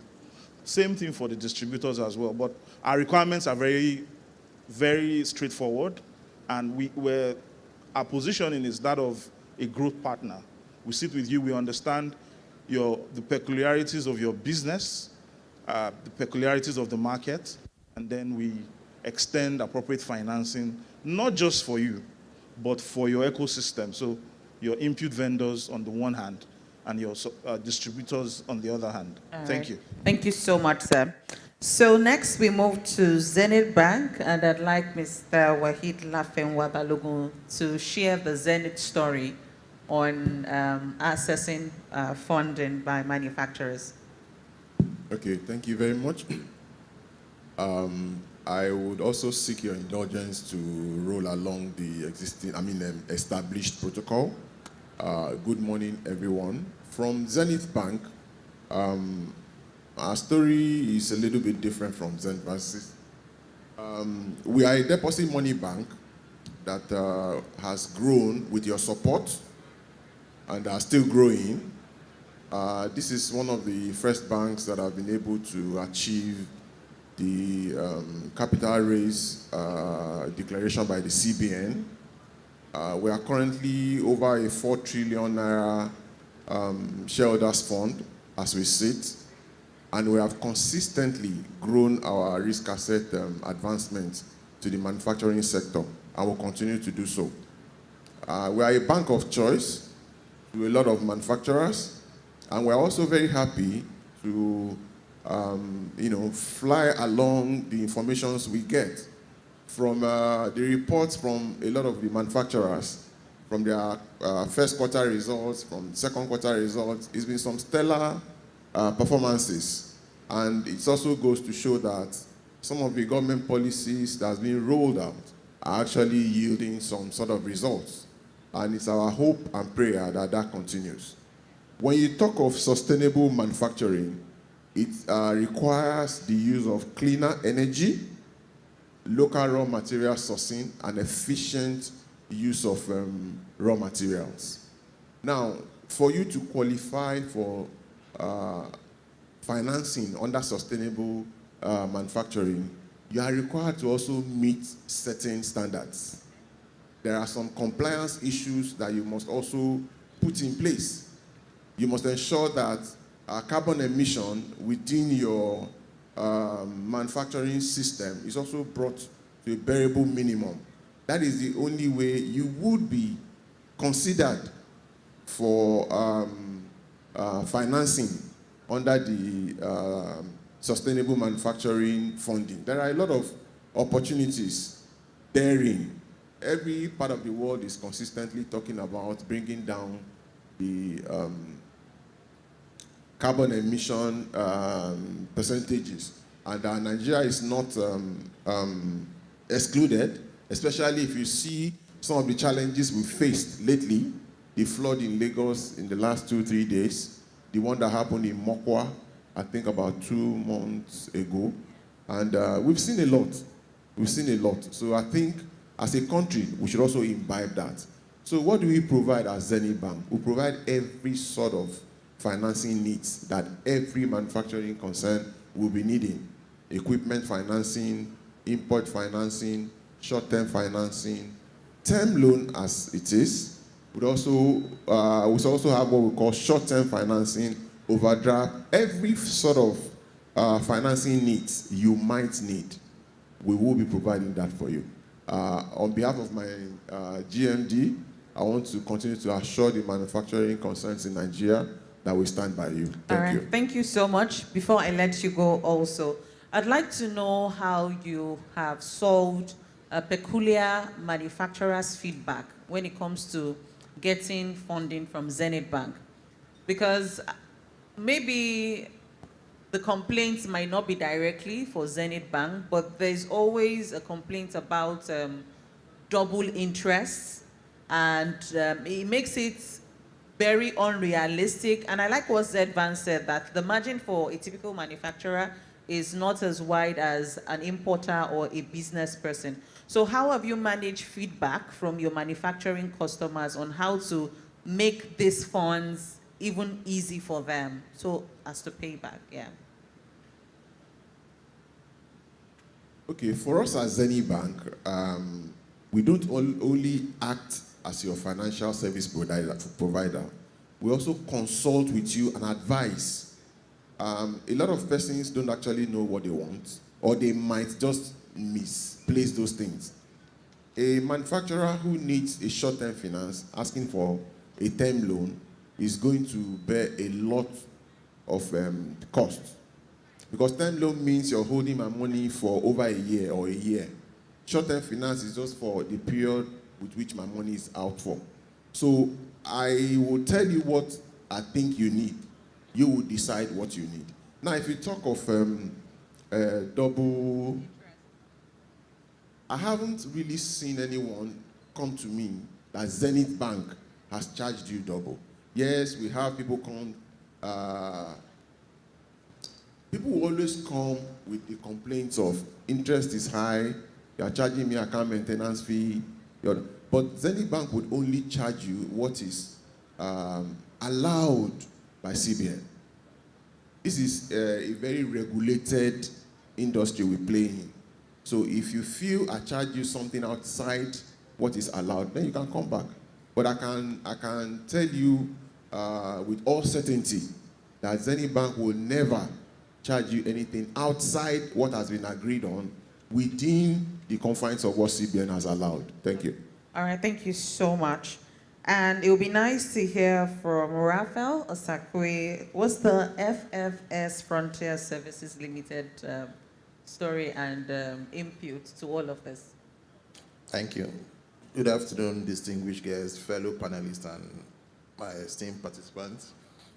You also permit me to stand on the existing protocol. It's an honor to be part of this crucial discussion on funding opportunities for sustainable manufacturing in Nigeria. Like you already know, my name is Raphael Osakwe, and I'm representing FFS Financial Services Limited.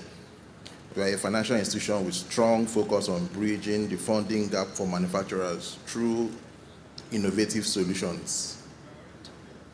Niche for us is purchase order financing, LPO financing, and invoice discounting. The idea is to help manufacturers surmount the key challenges that they face in their cash flow management, which includes liquidity constraints, collateral requirements, high interest rates, and delayed payments. When I say delayed payments, I mean buyers' long-term credits that ends up straining their working capital. So how our financial solution addresses this gap is, like I said, we emphasize on purchase order financing, which is funding manufacturers upon receipt of confirmed purchase orders from a reputable buyer. How does this matter? It enables manufacturers to produce raw materials, pay labor, and fulfill orders without liquidity bottlenecks. This is ideal for SMEs with strong buyer relationships but insufficient working capital. What we do is basically we stand on both sides of the divide.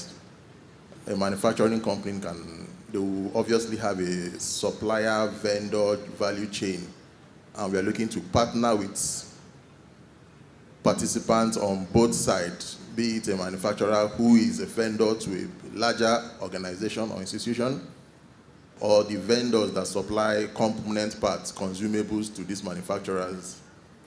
That way we're able to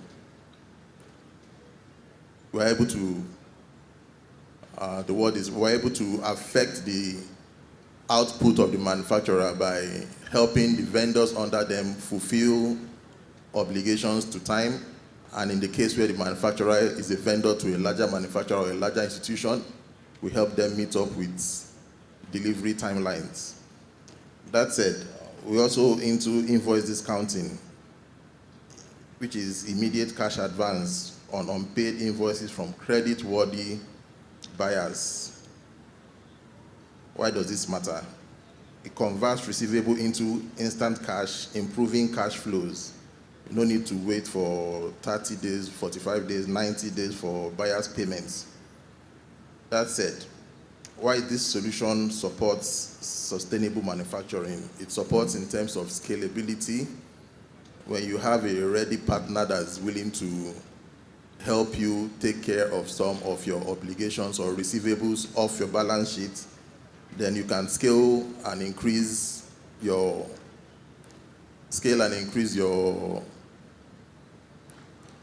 operations. Then flexibility, no rigid collateral requirements for accessing funds from us, and it is tied to orders and invoices, of course, confirmed orders and invoices that you tender. Then sustainability, prevents stockouts, protects jobs, and ensures business continuity.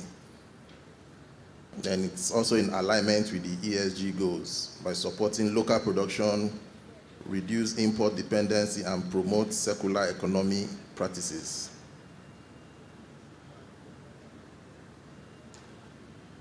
And a closing remark, sustainable manufacturing hinges on accessible patient capital. At FFS Frontier Service Limited, we are committed to de-risking trade transactions and empowering manufacturers to thrive. I invite interested business to connect with us and explore tailored funding solutions. Thank you once again. All right, thank you so much. We have about 15 minutes to wrap up this session, but it would be nice to hear from those who actually require the services of this financial institution, or are there experiences you have that you clearly do not agree or completely agree to what they are saying? It would be nice for you to air those views so that they can take that feedback. So we have a hand here. Which other person would like to ask? So take numbers, number 2 and number 3. All right, so we have 3 hands. So I'd need an usher to help with the mic. Can we get an usher to please pass the mic around? Thank you so much. So there's a spare mic somewhere here. We have 3 hands. And the first one is the gentleman on the blue cap.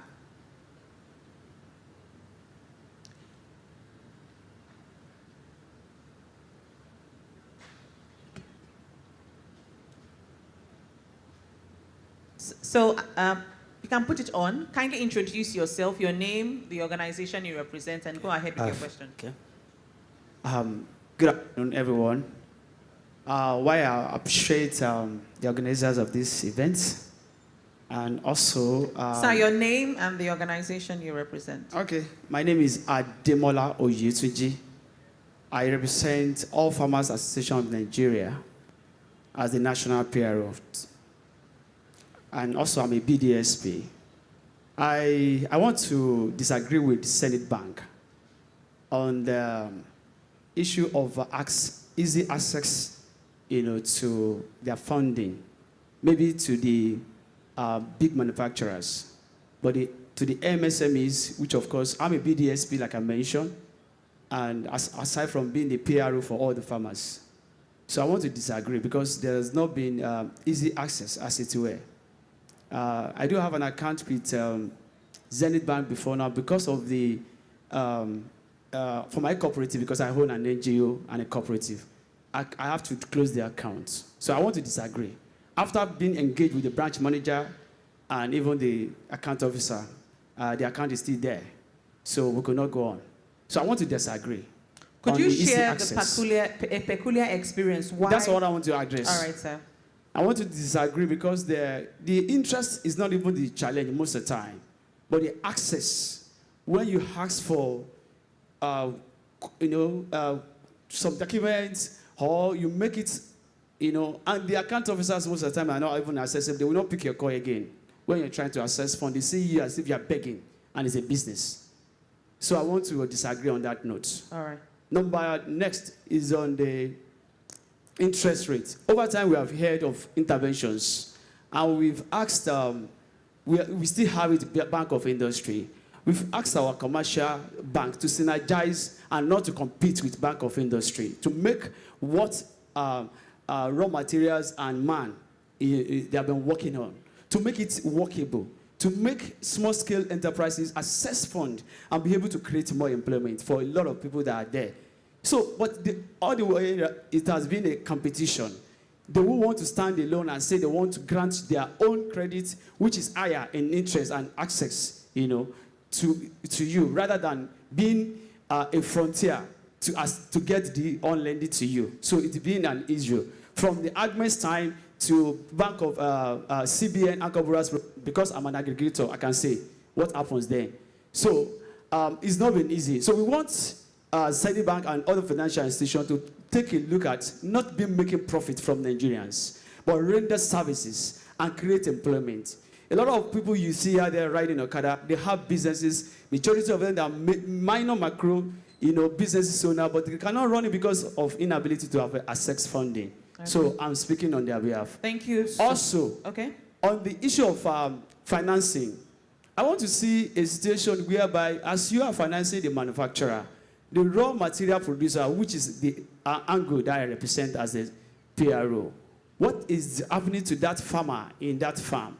Is he able to get fertilizer? Is he able to get the inputs to produce the raw material, which of course is necessary for the big manufacturers to consume? We see today that a lot of manufacturers import grains, which we have the land, which we have the water, which we have everything to produce. But in the ability of the farmer to access fund, farmers will come to the bank will tell you because of the vulnerability of the farm, they cannot finance. And we go to insurance will say they cannot insure. So we have these challenges. We want a situation whereby it's going to be a collective effort, the manufacturers supporting the producers of raw materials for us to move forward and create a better Nigeria that everybody will be proud of. Thank you so much. Thank you so much, sir, for your question. And so, Mr. Lafenwa Balogo, it's not an attack, it's a feedback. So we would love for you to respond effectively. Okay, for Mr. Ademola, I empathize with you. But I also want to remind you that the banks are agents, and we keep people's money in trust for them, and we are required to make these monies available whenever and however they want it. There are 3 items that we consider most importantly when you ask us for credit. Number 1, the purpose of the loan. Number 2, repayment. Then number 3, the security. Whenever we are unable to answer any of these 3 questions satisfactorily, we will not go ahead with this facility. That may have been one of the issues with your own request. I don't have the full information, but I can tell you that these 3 items for us as a bank are very important, and we hold them very dearly. For BOI, the banks don't have any reason to compete with BOI. Every bank has an allocation. As I speak to you, Zenith Bank is at the end of what BOI has allocated to us. What does that mean? It means we disburse. We don't have any reason to hold back on the. In fact, it helps us to create a better relationship with our manufacturers, because BOI cannot provide everything they need. So they take from BOI, they take from the bank. So it is the bank that is seen as assisting them to take these monies from BOI that they stick with. So I would love that you take this as a feedback from myself. We can talk after this session, but these 3 items I mentioned earlier are very dear to us, so that we don't have issues of bad loans. And the industry that you play in, interestingly, my first degree is in agric, and I know that structurally there are no securities for bad loans in agric so far. NAIC is not able to absorb some of these liabilities when they come up. So it is part of the advocacy from man to government, policymakers, to establish agencies that can absorb some of these losses whenever they occur. Thank you very much. All right, thank you so much. Do you want to, okay, let's get your input. Sorry, let me just make a contribution here. For even a financial institution not in the scale of Zenith Bank, and we are looking to finance vendors that are suppliers of consumables to manufacturers, like you said you are. What we've found so much time on the field is that there are, let me say farmers now, but not limited to farmers. There have to be a level of documentation. You have to at least be structured to a reasonable level for you to be able to access funds from even us. Yes, we don't require physical collateral, but we want to deal with people that have structure. Do you have your financials in place? Do you have a profitability projection for these funds you are looking to get?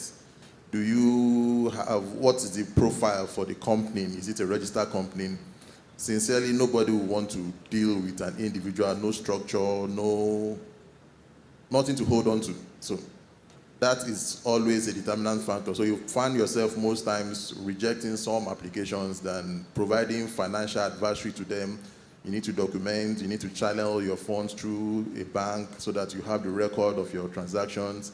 You need to keep record of your invoices. You don't just do mouth supplies. I brought it, he paid me, no paperwork. So this much is needed to qualify and access funds. Thank you. All right, thank you. So very quickly, I'd like Z-Vance to respond, then we take the last 2 questions and we wrap up. Thank you very much. And I like the fact that the gentleman spoke to the plight of small-scale input providers and manufacturers.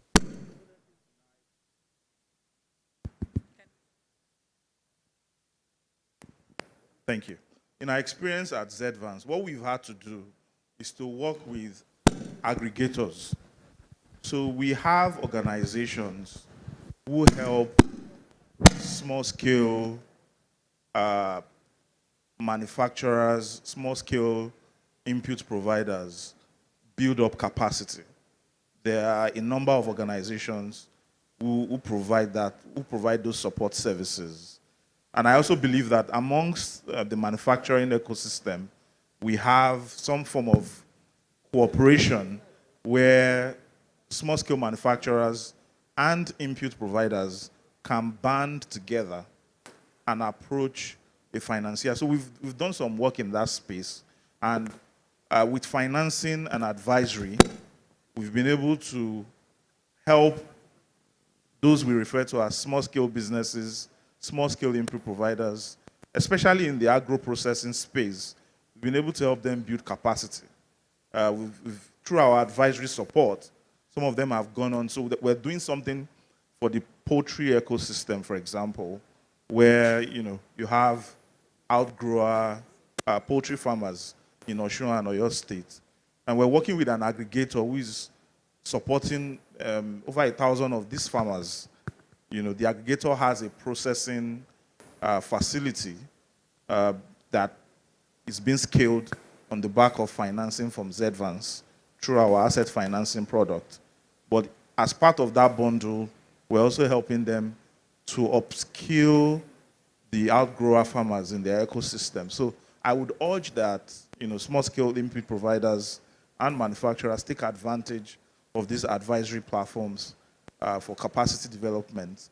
The reason really is that, just as my colleagues have mentioned on the panel, you have to be at a certain level of structure, form, and track record in order for a financial institution to find you viable as a target of financial support. Thank you. Thank you so much. So we'll take the last two questions together, then we wrap up. Please go ahead. Good afternoon. My name is Femi Adilayo, MDC of FACO West Africa. First, let me say a big thank you to MAN and Raw Materials Research for putting this together, because some of what I wanted to say earlier, the gentleman from ZVANS has spoken to some of it, so thank you. I want to say that, and I still believe that, many banks don't truly understand or support agriculture as they ought to. My organization is a 48-year-old organization in livestock poultry equipment, and we take care of the value chain. But our experience with different banks, I didn't want to mention the names, but fortunately the Zenith Bank is here, and with Zenith Bank as well, is that there is not as much empathy as the words. They are empathetic in their words, but not in the action or the business. In our own business, for example, we've had issues with things being in the port, right? You open an LC, you want to contest the value that they've given you, and it will take banks like weeks to get the letter to customs, right? So much so that we had to reach out to customs. In fact, when I had that incident, some people in MAN will remember that I kept on calling that, look, this was wrong, and then the bank didn't give those kind of support. I'm not even talking about the financing. You've said, oh, we have customers that they would have the capacity. They need funding for their business, right? We will supply the equipment. We will maintain the equipment. We will give you the interest for the second-hand value for the equipment. But the banks are not interested. It looks as though agriculture and manufacturing are two key areas that this nation needs to develop. And if we say, which you're right, oh, NAIC must guarantee you are protecting investors, and it's all true. But there has to be other parts of it that you need to look at in that value chain. It cannot only be oil and gas or real estate, because without agriculture, you can't feed the nation.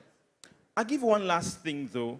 There's a lot of, there's a paucity in information, from government information, from interventions. LPRES, for example, and I mentioned it the other panel I was on, LPRES has a program for funding to millers, to farmers, to poultry owners. And I asked my account officer in Zenith Bank 2 months ago, LPRES, and they said, I will get back to you. Maybe they will get back tomorrow. Yes.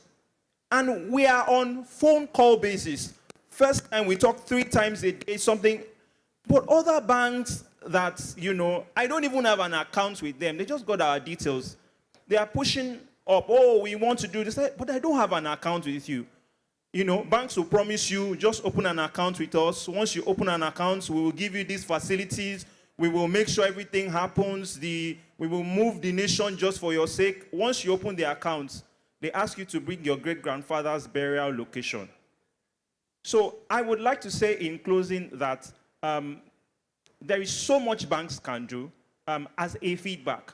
There is so much banks can do because banks are critical to the development of the nation. If you take a loan right, at the rate that it is, if you take a loan to set up an automated poultry farm, there is nothing that you can't make that money back. You can't make it back in the next 10 to 12 years. That is a fact. Anyone that tells you that they can do that, it's not realistic. You can't make it in 10 to 12 years. All right. And so, sorry, I'll just wrap up. Okay. And so what many farmers tend to do is that they will tell the banks that they need this money. They will take the loan at the interest that you have offered, and they will break it into 2 or 3 and do something small and put the remainder of that money into other businesses. So please, bankers and financial institutions here, help the industries to grow. Thank you very much. All right, thank you so much. The last person, okay, is in front, Engineer Frank Onyebo. Thank you. We have, our time is fast spent. We need to leave here. Thank you very much. My name is Engineer Frank Onyebo, Oakland Ventures. I don't know if this question has been partly asked, but my question has to do with provision of long-term capital. Like you know, manufacturing requires long-term capital, and what is mostly available to most companies are short-term capital. I want to know what percentage, what component of your capital is long-term. I asked this based on previous experience. We had a loan from BOI, and it was extremely very difficult to get a bank that will provide bank guarantee for that. So maybe possibly because of the lower returns on BOI facilities, but it is very important and critical that long-term capital be provided for manufacturers. Thank you very much. Thank you so much. So we'll just respond in a few minutes. Okay, thank you very much, Mr. Femi. To contest the value, the responsibility is strictly on the customs table. I wouldn't understand why they delayed, but normally when we have, sorry, I want to see him. Looking at him, yeah. Each time we have this kind of inquiries, naturally we should write to custom, attaching your letter of complaints. You said? It shouldn't. It shouldn't. We will write to customs. Now it is customs' responsibility to respond. Ours is to send the letter to them. They responding is their own responsibility. I wouldn't know where the delay came from. I've done it severally. Customers will always complain, my value is 10 naira, customer is saying it is 15, and we'll be dragging it up and down. And you know, customs also don't treat it here. They take it to Abuja. So some of the delays are not us. It is, and some of these things are not automated. So I quickly go to automated poultry farming. Now, for somebody who wants to farm, you want to do farming, I haven't seen the one you've even done manually. You want to go to automated. It is a trouble for me as a bank to want to give you that money. If you run a poultry farm that is manual, I can see what you're doing. I can see your cash flow. Then you want to go into automated. I'll use the existing structure that you have to make my decision on the one you want to go to. I want to do farming too. I want to do farming. But nobody is going to give you that money for a startup, automated poultry farming with the risk attached to it. If you have a manual one, yes, let's start from here, then we'll go into the automated one. For AirPress is an intervention program directed at state governments, not banks. The money is given to state governments to advance to the people they have enumerated.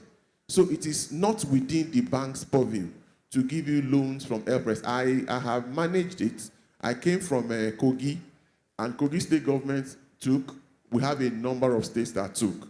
So it is not, the intervention loan does not run through the banks. It runs through the state because the repayment is from the Accountant General's office. I can engage you on that.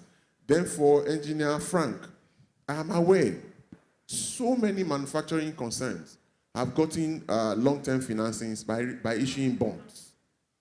Long-term finances by issuing bonds.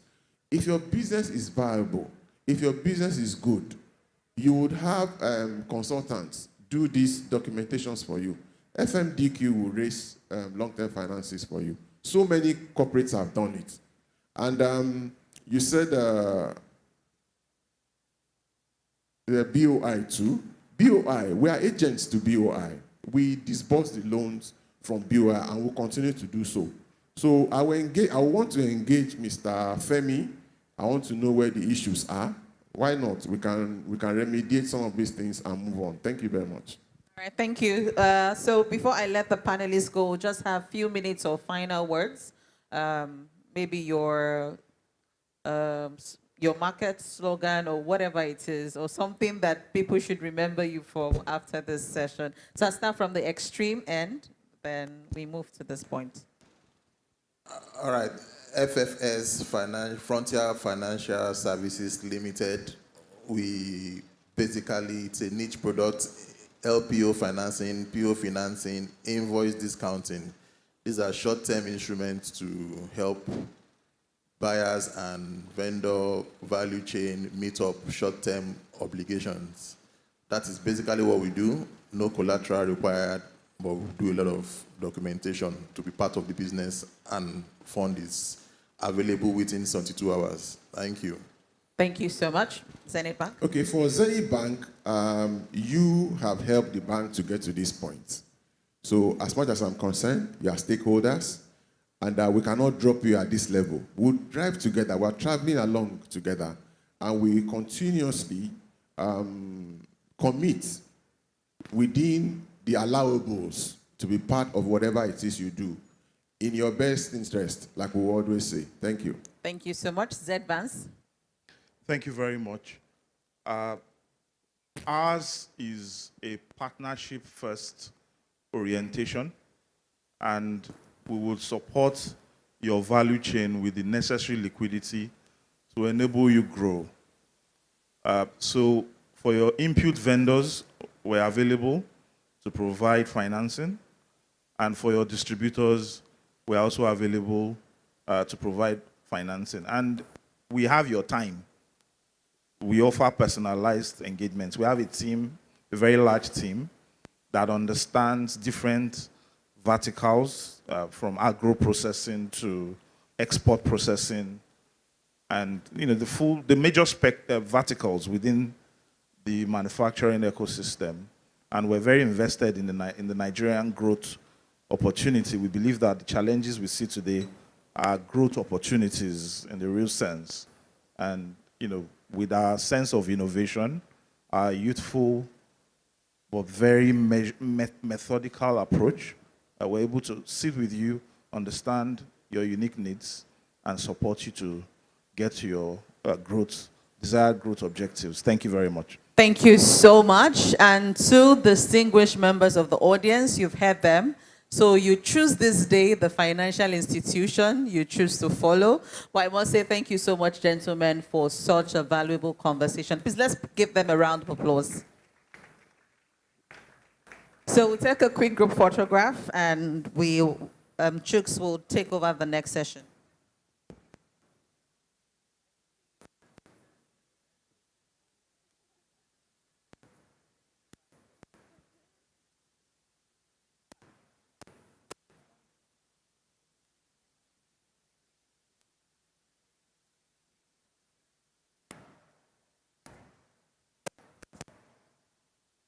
Let me invite the DG man and president and the representative of the DG RMRDC to join us, please.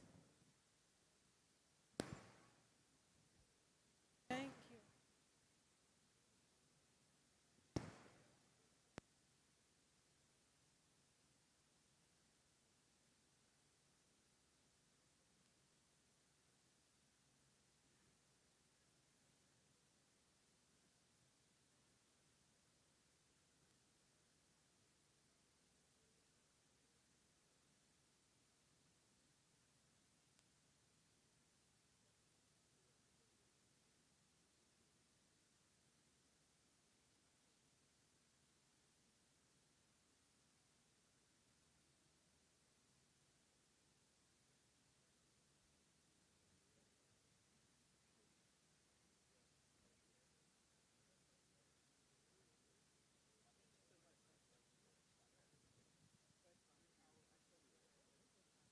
All right, so we can give them a round of applause as they go to their seat. Chooks, over to you. Yeah, and a round of applause for Motayo. She did a very good job of moderating the session on accessing funding for opportunities for sustainable manufacturing. So moving on rapidly, I think this is the last segment for this program, and it's going to be on harnessing local resources, enhancing value addition through innovation in raw materials sourcing. So ladies and gentlemen, please join me in welcoming the founder and chairman, Bindiri Knowledge Center, BKC, Professor Umar Buba Bindiri. He's going to be moderating. Please, a round of applause for him. And of course, we are going to have the session speaker coming from the Raw Material Research and Development Council. He is the Director of Agriculture and Agro-Allied Raw Materials Department, RMRDC, Dr. Sab Ebirekwe. Please put your hands together for him. He's going to be talking on the issue of harnessing local resources, enhancing value addition through innovation in raw material sourcing. Please, a round of applause for him as he approaches. Please, Professor Bindiri, please come to the rostrum. We're also going to be inviting a manufacturer par excellence, the Managing Director, Spectra Industries Limited, Chief Duro Kutei. Please put your hands together as he makes his way to the front row. Then I'm going to be also inviting, as a panelist, the founder, African Farmer Discovery Hub, African Farmer Mogaji. Please, a round of applause for African Farmer Mogaji. Very indigenous indeed. Also, as a panelist, another director from the Raw Material Research and Development Council, I'd like to invite the Director of Chemicals and Pharmaceutical Department, RMRDC, Mr. Abubakar Suleiman Kolere. Please put your hands together.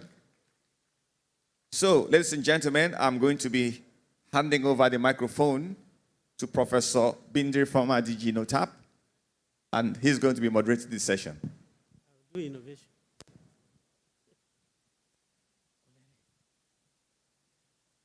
Thank you very much. Good afternoon, everybody.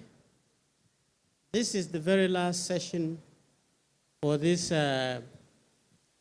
Expo, and I can tell you that I am the farthest attendee of this Expo. I came all the way from Yola. And on the first day, I was literally the first person in this hall. So, I recognize our president, our DG, all our big people, some of our colleagues, the professors are sitting there. Okay, fire it. I noticed that for the last 2-3 days, every company that you give an opportunity to panelize, they talk about their company. Yes. Okay, sorry, Prof, please, you still be back on.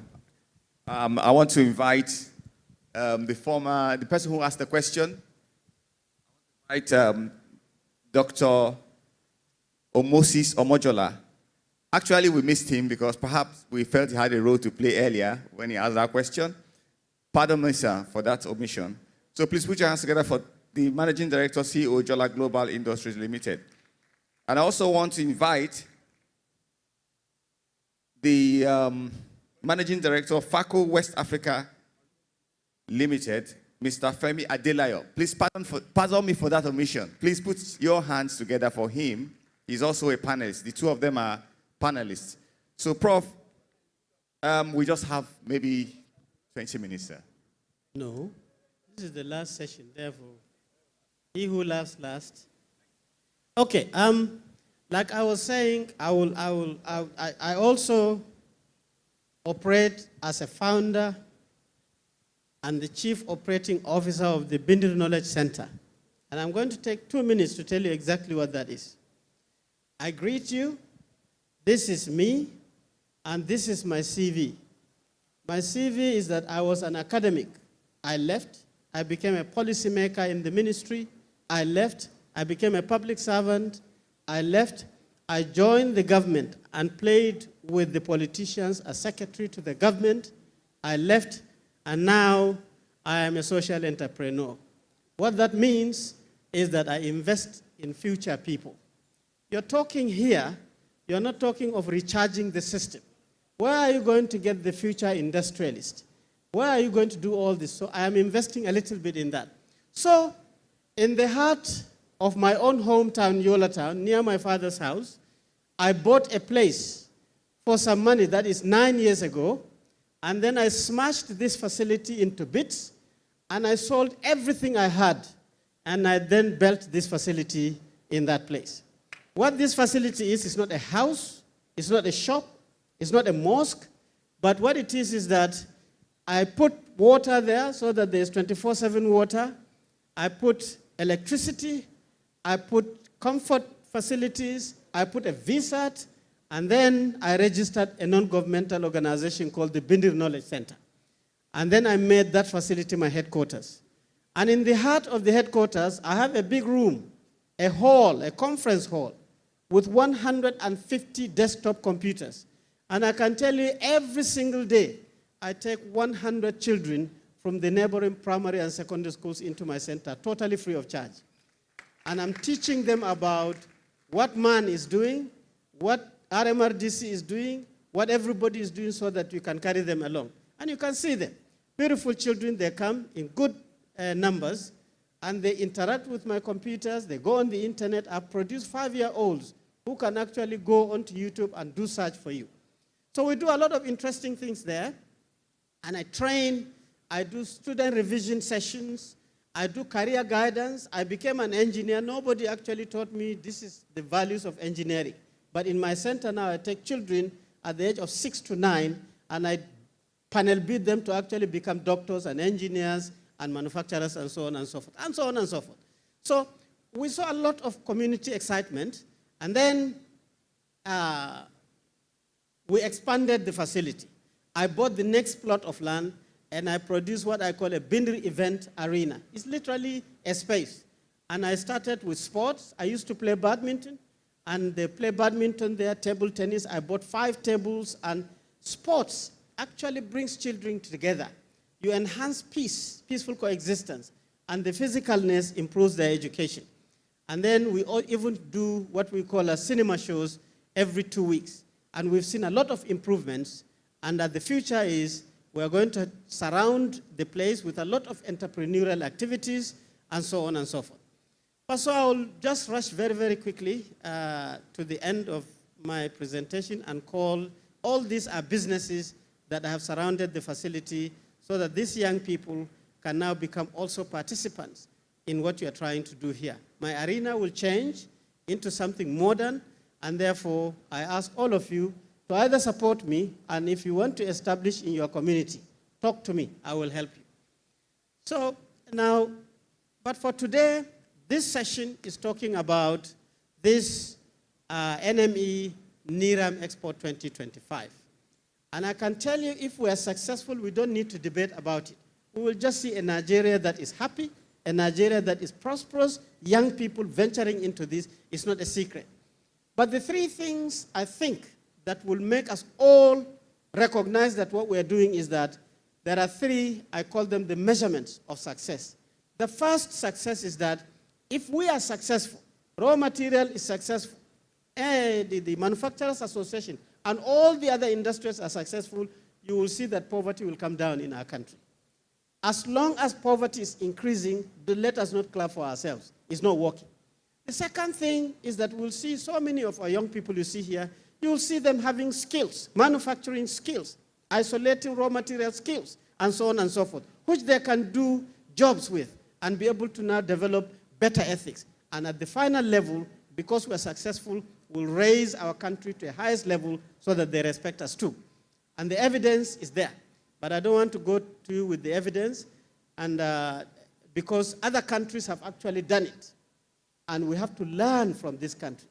I was so excited, I saw you invited some Indians. I didn't see Europeans, but there are many European companies. But the question through this expo that we must ask ourselves is that, what have they done to succeed? So that we can also do this to succeed. The first thing, you had people. our policy making is not good. Our policy making is not evidence-based. That is why they can't stand time. We do policy just rough like this, and therefore they collapse very, very quickly. We must introduce numbers in making our policies. Two, we do not support research and our universities, our polytechnics very, very well. If you look at the content of attendance here, you don't see many professors, many researchers coming here to showcase to you that they are very, very smart. We have to understand that we have to support that too. Oi, you click me out now. Okay? Okay. Sorry. Oh. Third, systems institutions must come together. My Oga here asked a question about the banking sector, the science sector, the manufacturing sector. If you're working together, you cannot achieve much. Four, you have to sustain your R&D investment. All these companies of man that you see, many of them will not use your technology. They have their technology from their sources. They spend billions of dollars in their R&D. Your 300 universities and 600 polytechnics cannot factor into that if you are not careful.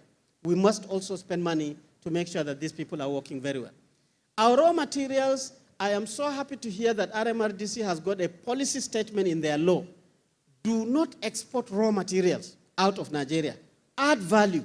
That is where your knowledge is. That is where the jobs are. That is what is going to eliminate poverty. That is how you to address your insecurity. If you continue taking your raw materials out, it's not going to work. So all these things are very, and I'll give you this paper free of charge. So I now have an opportunity so that you can be able to see these very, very big people who are here. Dr.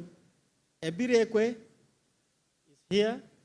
He is a transition director. He was a director in the RMRDC. We used to work together. Little did I know that he had a secret, that he absorbed some of the technology. Now he's an industrialist. He's Dr. Mojola, sorry.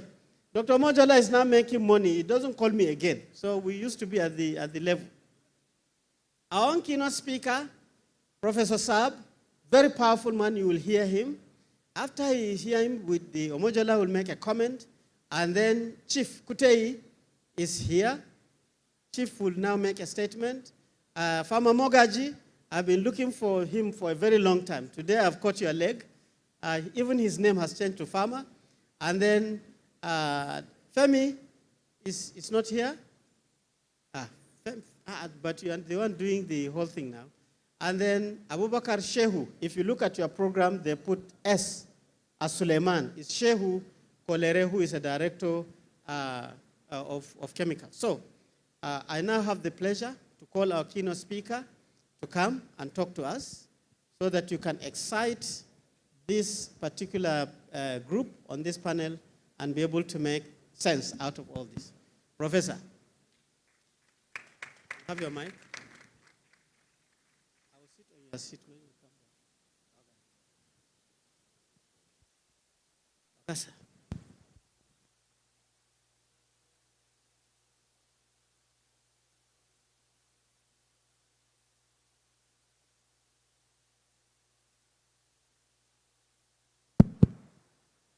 Good afternoon, everyone. I want to, when you give a closing prayer to an evangelist in a program, possibly there's a food to eat.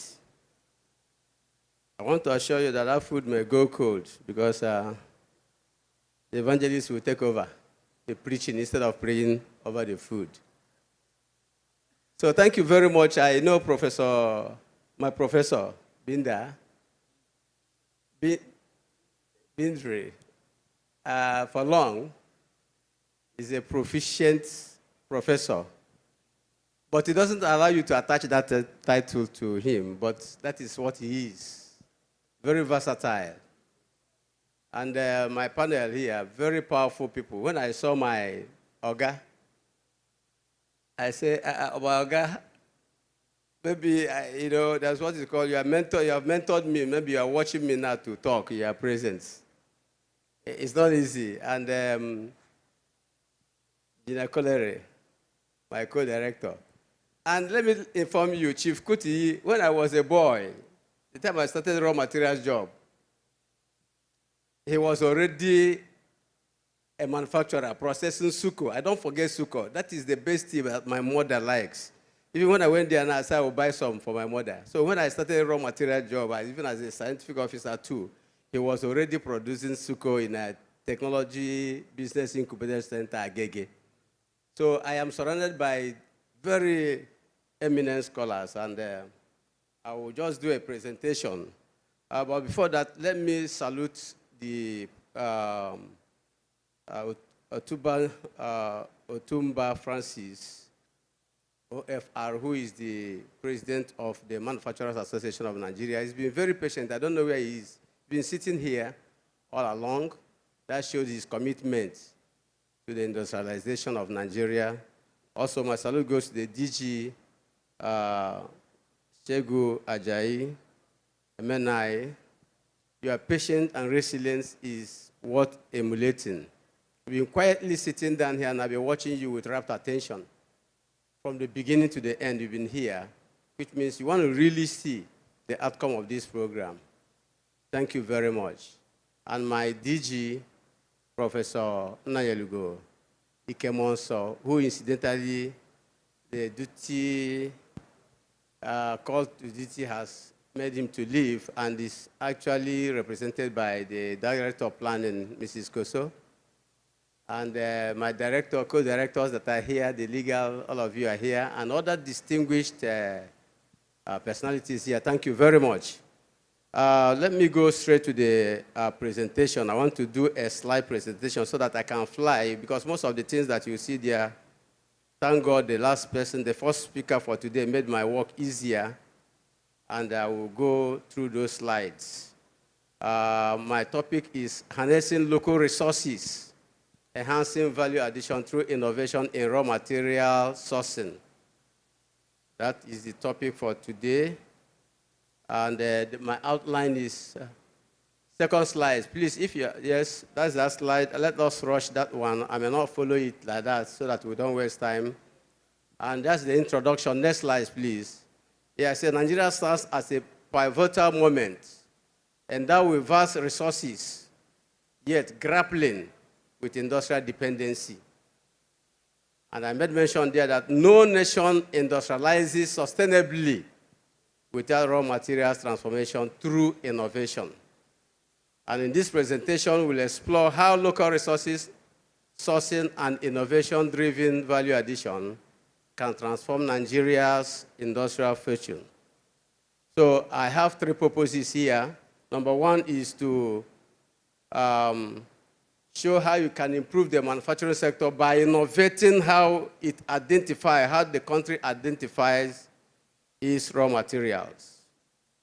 Because it can add value to what you have not identified. How do I identify the raw materials? It might not be so surprising to hear that we have not really identified our raw materials. Identity does not only tell you that it is in Kano. It will tell you what material do we have in Kano. What does it look like? Why is that one looking different from the same type of raw material gotten from Zamfara? I was just sharing with my colleagues that the Indians will come here and outsource our people. Our people may be ready to buy galena, for instance, from Ebonyi. Our people are ready to buy, to resell, because we also buy the ore and resell ourselves. They'll be ready to buy it at 20 naira. But the Indian and the Chinese is ready to buy it at 100 naira. If we are the seller, who will you sell to? The one that is ready to offer you more. There's a simple reason.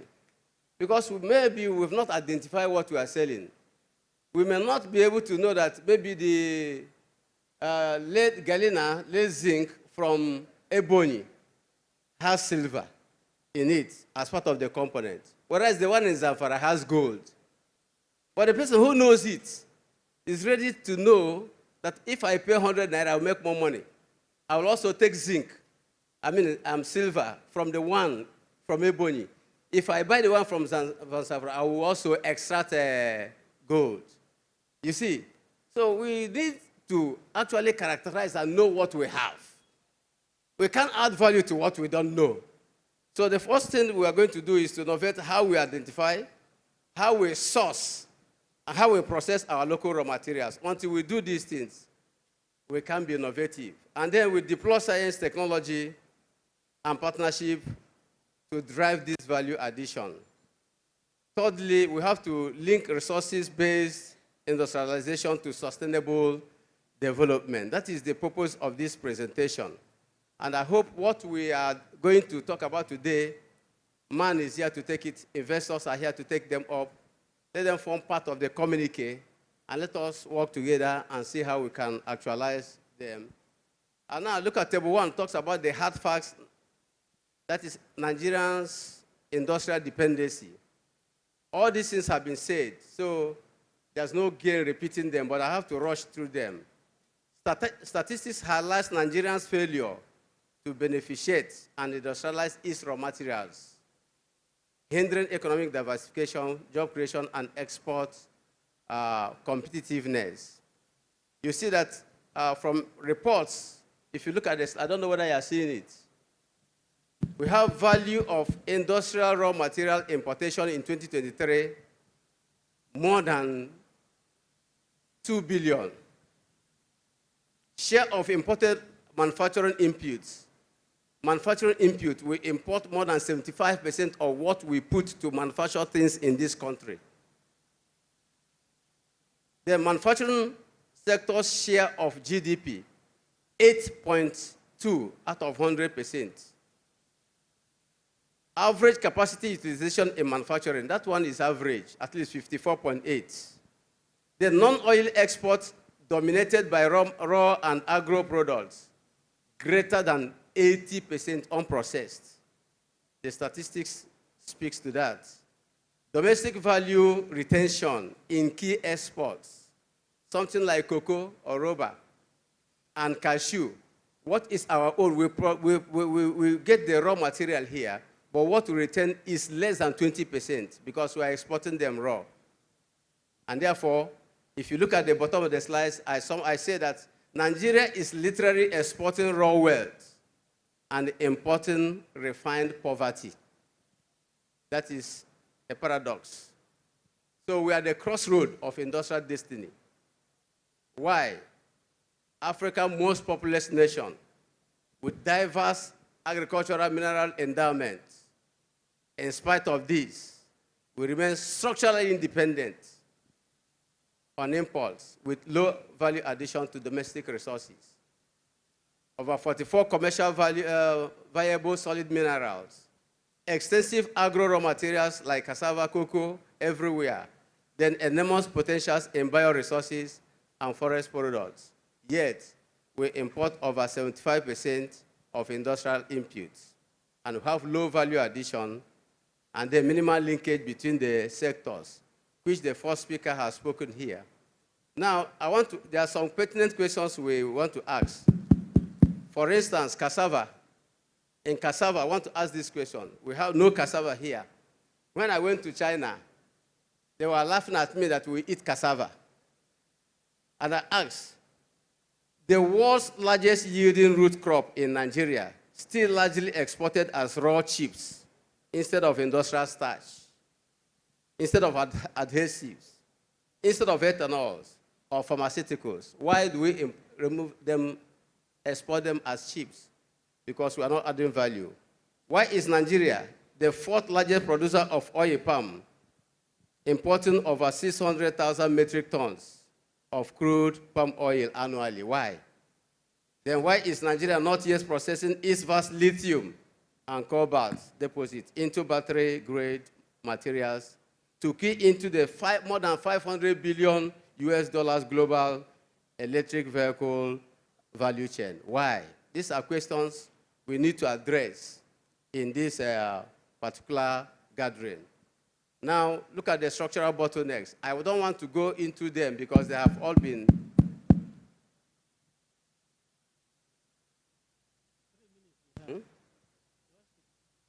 So these are the industrial bottlenecks. Now, if you look at this, we have inadequate power, poor transport. I don't want to mention them because of time. They have told us that there's poor coordination, policy regulation, and coordination weak, very, very weak. Then lack of streamlined stakeholder coordination leads to wasted effort, fragmented intervention, and inefficiencies. Now, if you look at sectoral challenges snapshot, you see that post-harvest losses 40% plus. We have in power deficit, very costly, inefficient logistic transport, then operational industrial clusters, very, very few, and fragmented sectorial policies. Then R&D innovation, if you look at that slide, move on. They're not moving on with me. Next slide. They're not following. Next slide.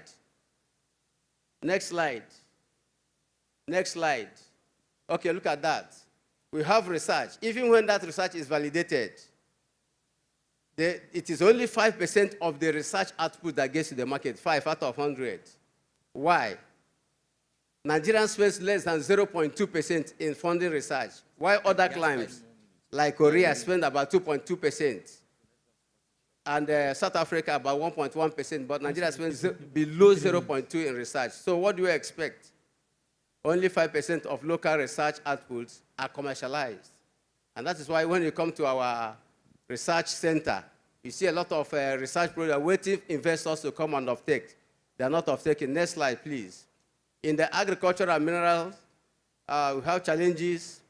He said Nigeria imports 52 billion naira in industrial chemicals and 1.2 billion in rubber and raw hides annually. Why local resources are underutilized? Why? Because average yield is small. Next slide. Now the financial system, that I've talked about it. There's high rate, interest rate, 18 to 25% high interest rate. Short loan tenure. Not how many banks offer more than 12 months for capital intensive processing. No value addition. Now, less than 4.6% of bank credit in second quarter of 2023 went into manufacturing sector. That's a report from CBN. And then data and visibility deficit. I want to talk too much about this because that's where my DG is working about now. There's lack of digitized raw material mapping, especially digitized. If you don't digitize it, how can you innovate? Because it is there that investors are looking to see actually what we have. Now, there's little geospatial reference inventory for investors. Other clients, you look at their inventory, you see what they have, where they have it, the kind they have, the quality they make up, and then you can easily put up your... Okay, and then countries like Brazil, South Africa have investor dashboards linked to their raw material geodata. Malaysia has portal maps, all linked up to agro-industrial zones. Because of time, I don't want to go, but I want to tell you because when my professor was talking about, he was talking about other clients, what they have done to innovate their raw material sourcing, to innovate their raw material processing, to innovate their industrial development. I have cases of China, I have cases of Malaysia, South Africa, Ethiopia, and Morocco, Indonesia, Brazil. Time will not permit me. The nickel, how Indonesia banned its nickel, went into local refining hubs, then attracted foreign direct investment that surged them and created a lot of jobs, and then harmonized their policies. I have the rare earth metals, where China galvanized the whole, took the whole world, and now China is a world power when it comes here. I have phosphates, where Morocco has phosphate as their own raw materials, and they develop it into fertilizer, and now they're commanding the whole world. And look at case study of Brazil, forming industrial clusters that helped to improve their sourcing of raw materials, and of course, the processing of raw materials. And then look at what we need to do, sir. Number one, if we must innovate, if we must move ahead, source our raw materials and process them, number one, there must be strategic nationwide raw material mapping and digital intelligence system. Raw material has started that since our DG You have 1 more minute to go, Doctor.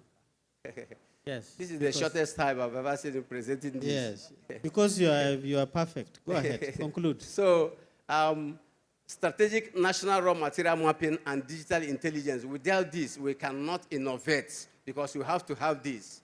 I have listed what we need to do. Establishing a national raw material mapping intelligence. Raw material have started at number 2. We have to establish and strengthen raw resource-based industry clusters. That is what Brazil did. If we can cluster these industries in a place, it's easier to provide facility for them. It's easier to concentrate. Let Kano specialize on rice. Let Ebony concentrate on Galena. If we compartmentalize them this way and fund them and have infrastructure, we can source our raw material easily. Number 3, we have to deepen R&D industry linkages and commercialization pathway. 4 is we incentivize raw material substitution and local content development levers. I gave all we need to do.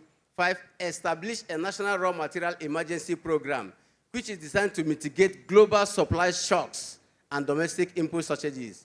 Components are listed here, but for time, are you following me? Go up, go down, go down. I've gone so far. Doctor, conclude now. Okay. Yeah. Okay, up to the financial, I said, let me go to the last slide. This is what, go to the very last slide. Let me talk to that. Go to the last, because I'm concluding. Leave it there. This is all the projects that RMRC have done, from R&D to pilot plant stage, and they are lying at our plant demonstration center for investors to come and take them up. This is what we have done. Nigeria, we cannot continue. It is not the abundance of raw material that makes a nation, but what it does with its raw material. So Nigeria's global competitiveness will not be secured by policies written on paper, but by deliberate investment in raw material-based production, research, and innovation. To build a competitive Nigeria, a new national development pact must emerge, reimagine raw materials as industrial leveraging points. So if you come, now we have data, we have done a lot of works. This is a demonstration of all the plans we have there that investors can look at them and pick up whichever one they are interested in. I'm happy the president of MAN is here, the DG of MAN is here. These are all evidence of what the council has done. Thank you very much, and God bless you. Excellent. Well, ladies and gentlemen, you have heard Dr. Saab, as he is popularly known. He has reeled out all the pluses and the distinctions of RMRDC and their processes. And I now very respectfully call Dr. Moses, who was a director in RMRDC, who saw all these opportunities. Doctor, please very briefly excite some of the young people here and some of the industrialists who are willing to expand on how you have transmitted or transformed from being an academic to an industrialist. Very, very briefly. You have 3 minutes, please. Thank you. Thank you, Professor Bindri. I want to greet MAN Raw Material for sustaining this program.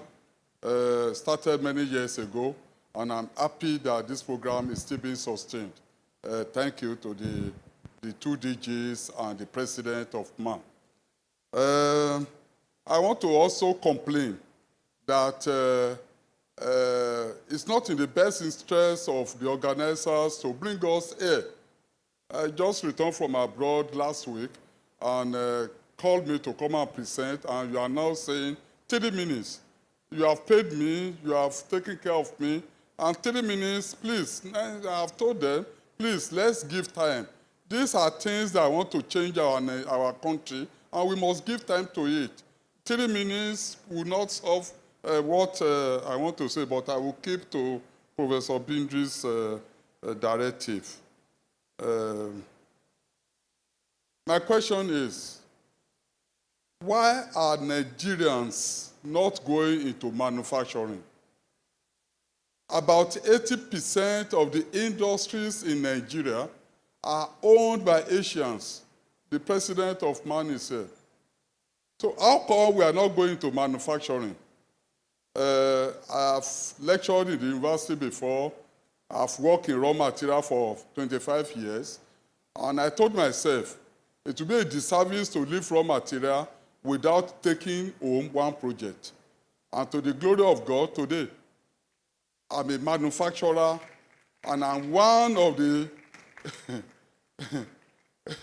we thank God, in Ekiti State, I'm one of them.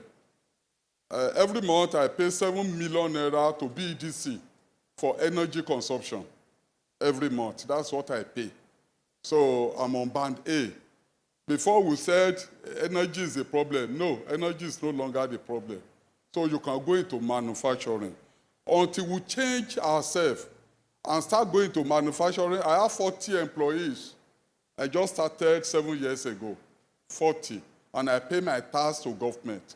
Every year I don't pay anything less than 1 million naira. Even that was when I started, apart from payee of my staff.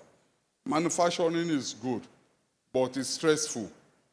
Very stressful, and when you are able to overcome those stress, it is then you can now say you have arrived. But it's very stressful, but it's more rewarding. Ask yourself, why are Asians coming to Nigeria? I've asked my Chinese friends and my Asian Indian friends, what do you have in Nigeria? They say Nigeria is good. Now that I'm there, I'm manufacturing, I know Nigeria is good. And I want to employ everybody. Don't leave Raw Material Research and Development Council without coming with at least going out with one project. Even aloe vera that we use in our soap, you can, very easy to farm, very easy to process. If you process aloe vera, it's a lot of money. A lot of money that will be coming in every day to you. Because presently we import aloe vera from India, and it's blended one. And it comes every month, it's millions of dollars that we spend on it. And you can grow aloe vera by your backyard, and you extract it, just the gel, the fresh one, if you don't have a fish dryer. If you have a fish dryer, you can dry it to preserve it. But even if you don't have, the soap people will take it. I was in UK last week, and I saw melon, our melon.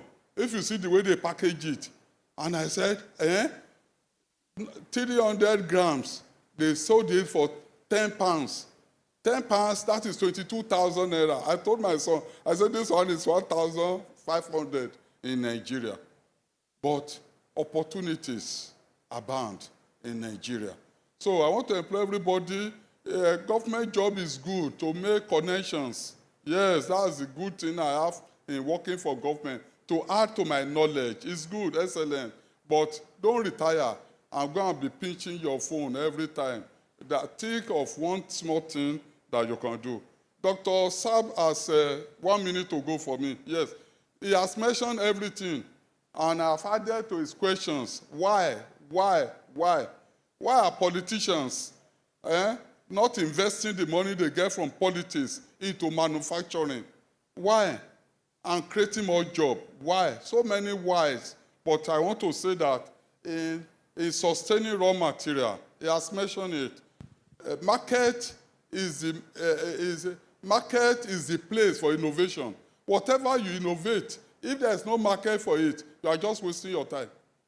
So when you talk of innovation, it's the market. So everybody looks into the market. And what are the key things? 2 things will sustain innovation. Sustainability, which he has mentioned, and efficiency. And what is the last thing that will sustain those sustainability and efficiency is the policy.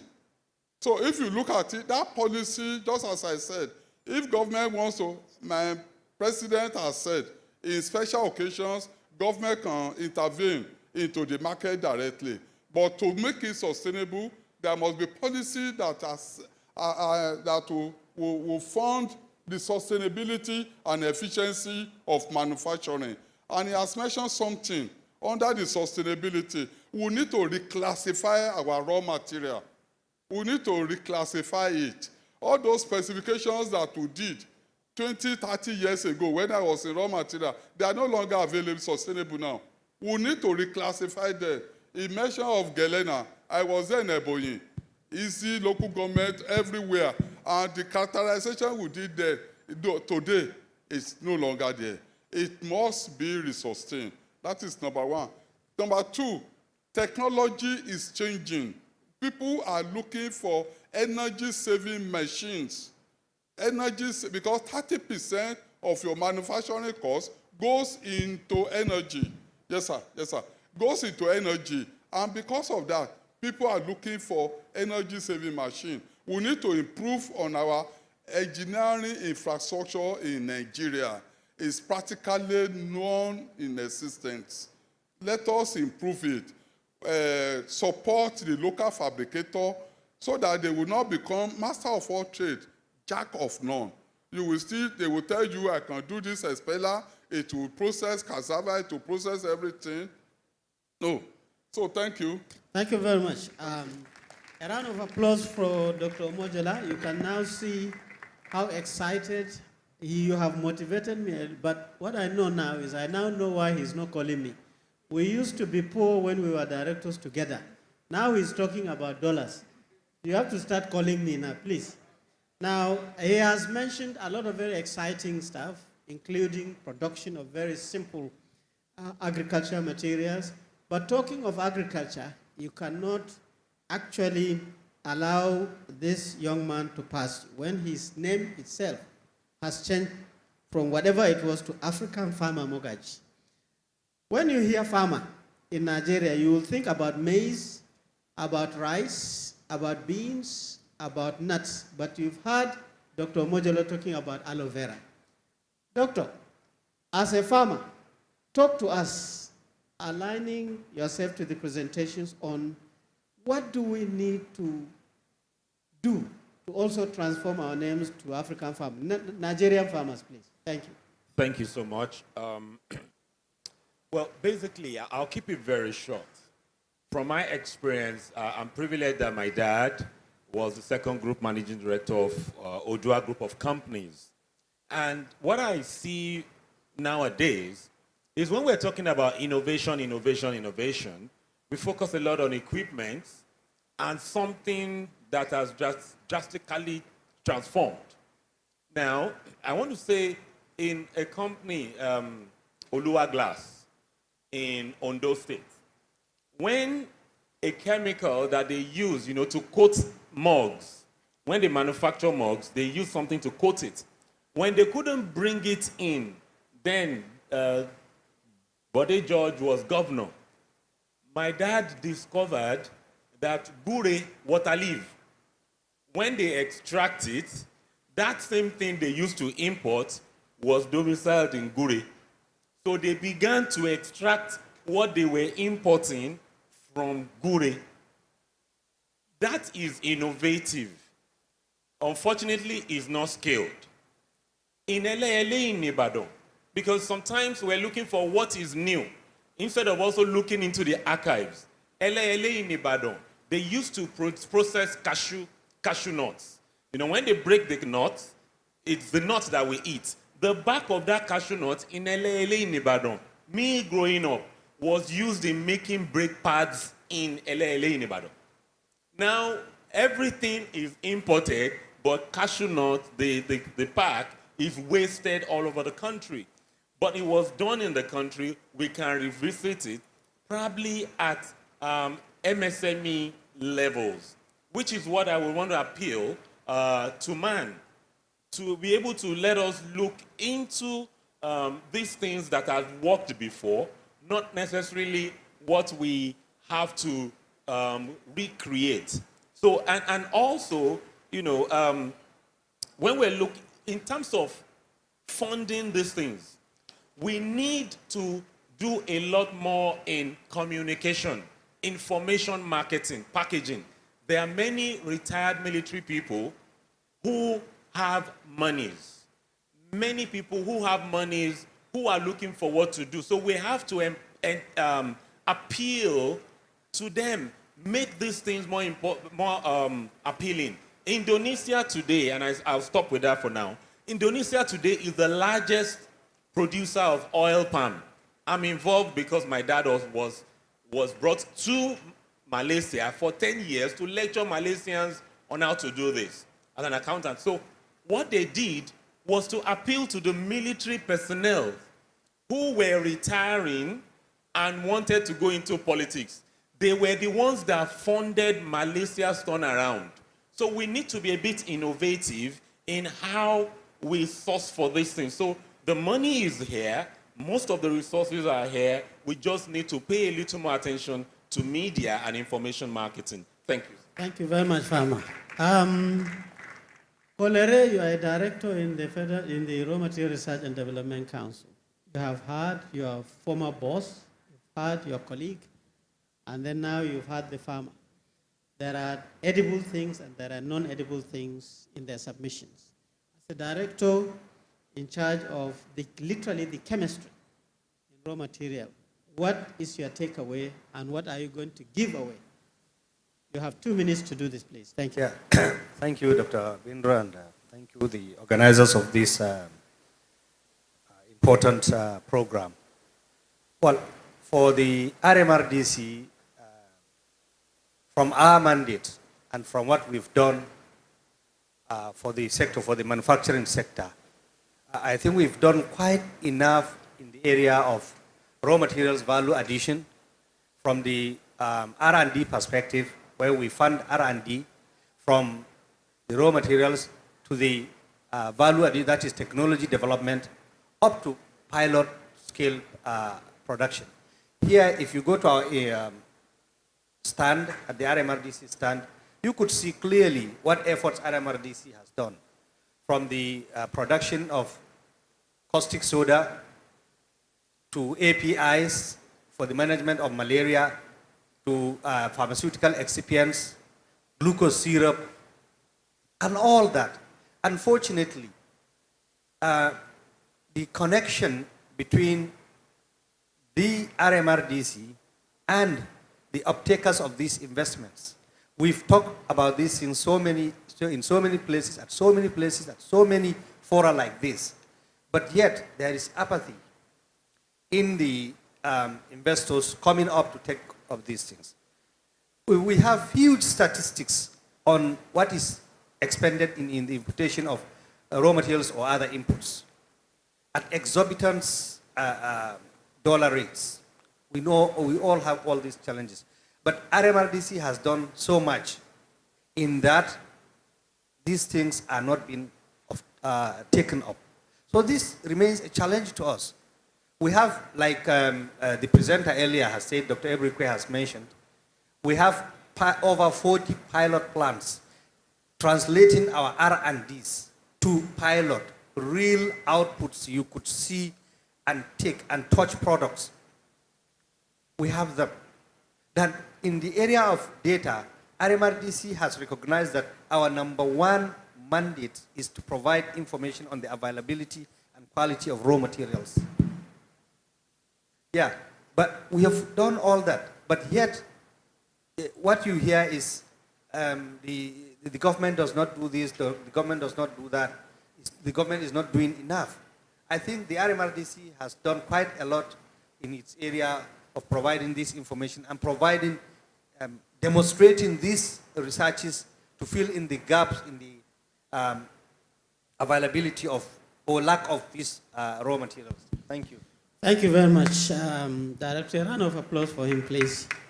If we want to continue to get the benefit of the President of MAN sitting here, the DG, and all the directors and RMRDC put together, we need to be very, very sharp. Now I go to my Oga, Chief Dura.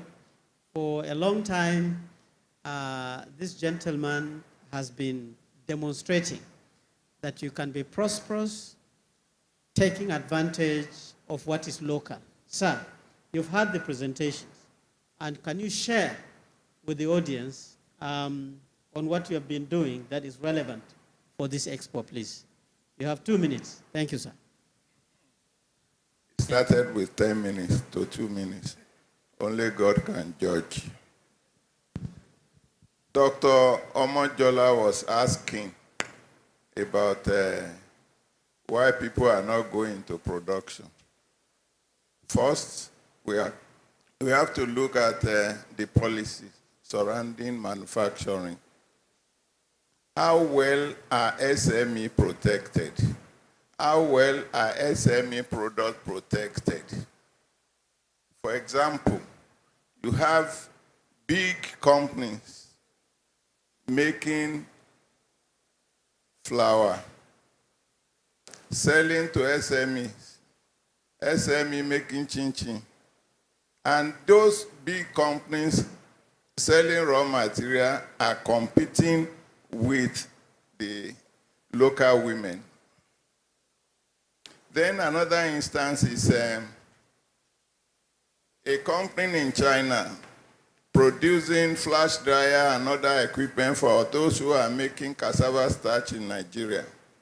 Now came to Nigeria with a more superior machine to compete with those customers they had sold machine to. I think this is discouraging enough. And unless government can come up with policy just like that of India, how they protected their products, how they protected their SMEs, it will take time for us to grow. How I started using only Nigerian raw materials, which is cocoa, and from cocoa we make other products. We make natural cocoa powder, good for diabetic, good for hypertensive, and it makes you sleep. And men can also attest to this, especially in the night. Then we also use soya as one of our basic raw materials. From the soya, we make different products. And with this, it has kept us moving on. And recently, we started on contract packaging, that is private label. If you go to Boku stores, you will see our hand there. We made Go Vita for them. And there was a workshop in Man that also trained about contract packaging. As it is, for SME are finding it difficult in the marketplace. Competing with the multinationals, they are ready to kill SME and kill them totally. At a point, we made a fast food meal, and one of the biggest multinationals in Nigeria went to market to tell people that if they don't take our products, they will give them generators. So it's as bad as that. These are the answer to Dr. Modula's questions. Thank you. Thank you very much, sir. The Managing Director of FACO, you've heard all these contributions, and you are the person who was asking questions to Zenith Bank. If you put it all together, make some submissions to add value to what we've been saying for the last 2 or 3 days, particularly referring to raw materials. Please. Good afternoon, everyone. It's been an honor to be on this panel. I'm definitely the youngest person on this panel. I know that for a fact because I know that African Farmer was in the same school as my elder brother. So as the youngest person, I also believe that it's also an opportunity to hear and learn from each and every one of us. I think it's been an exciting 3 days in the past. I'm going to lean in from what the keynote speaker said from the very first day, which is that the more things change, the more they remain the same, which was what he said. And it is clear that there is so much research that has already been done in Nigeria in the past that we have not yet utilized. In the industry where we work also in the feed milling industry, where we produce livestock feeds. And we found out that maize and soya are a major challenge. We talked about earlier when we talked about importation of some of these things to bring down the prices in the market and its effect on farmers. One area that we have continued to work in is in research for alternative products for maize and soya, especially for protein deficiency, to improve the protein profile. We found out that there's a lot of things that we can use. Cassava, for example, cassava peels, the valorization of cassava. I'm sure that the research that is already being done in terms of things like sweet potatoes, guinea corn, millet, and things like that. But some of these things have high toxicity in some of their variants.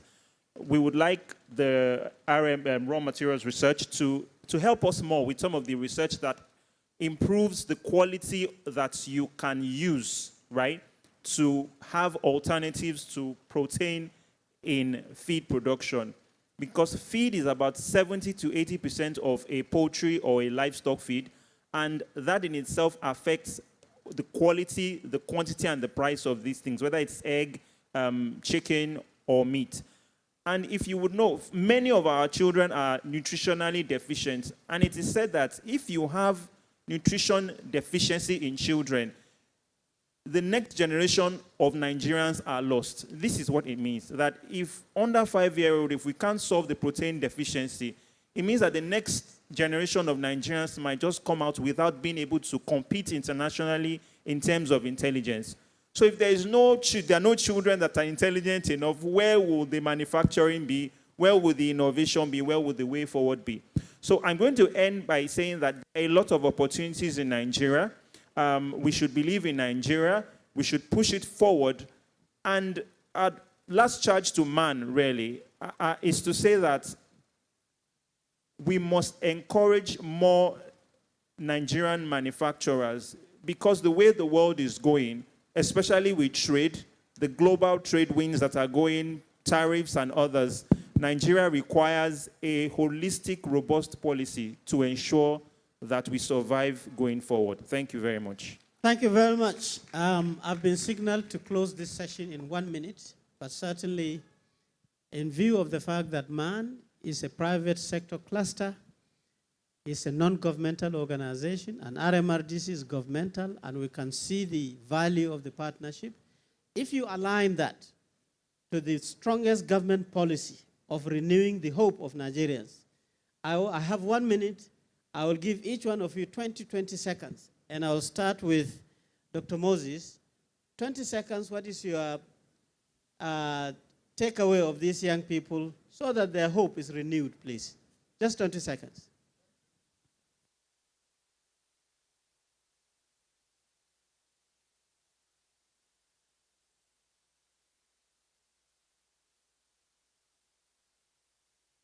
It has become 10 seconds. Here now.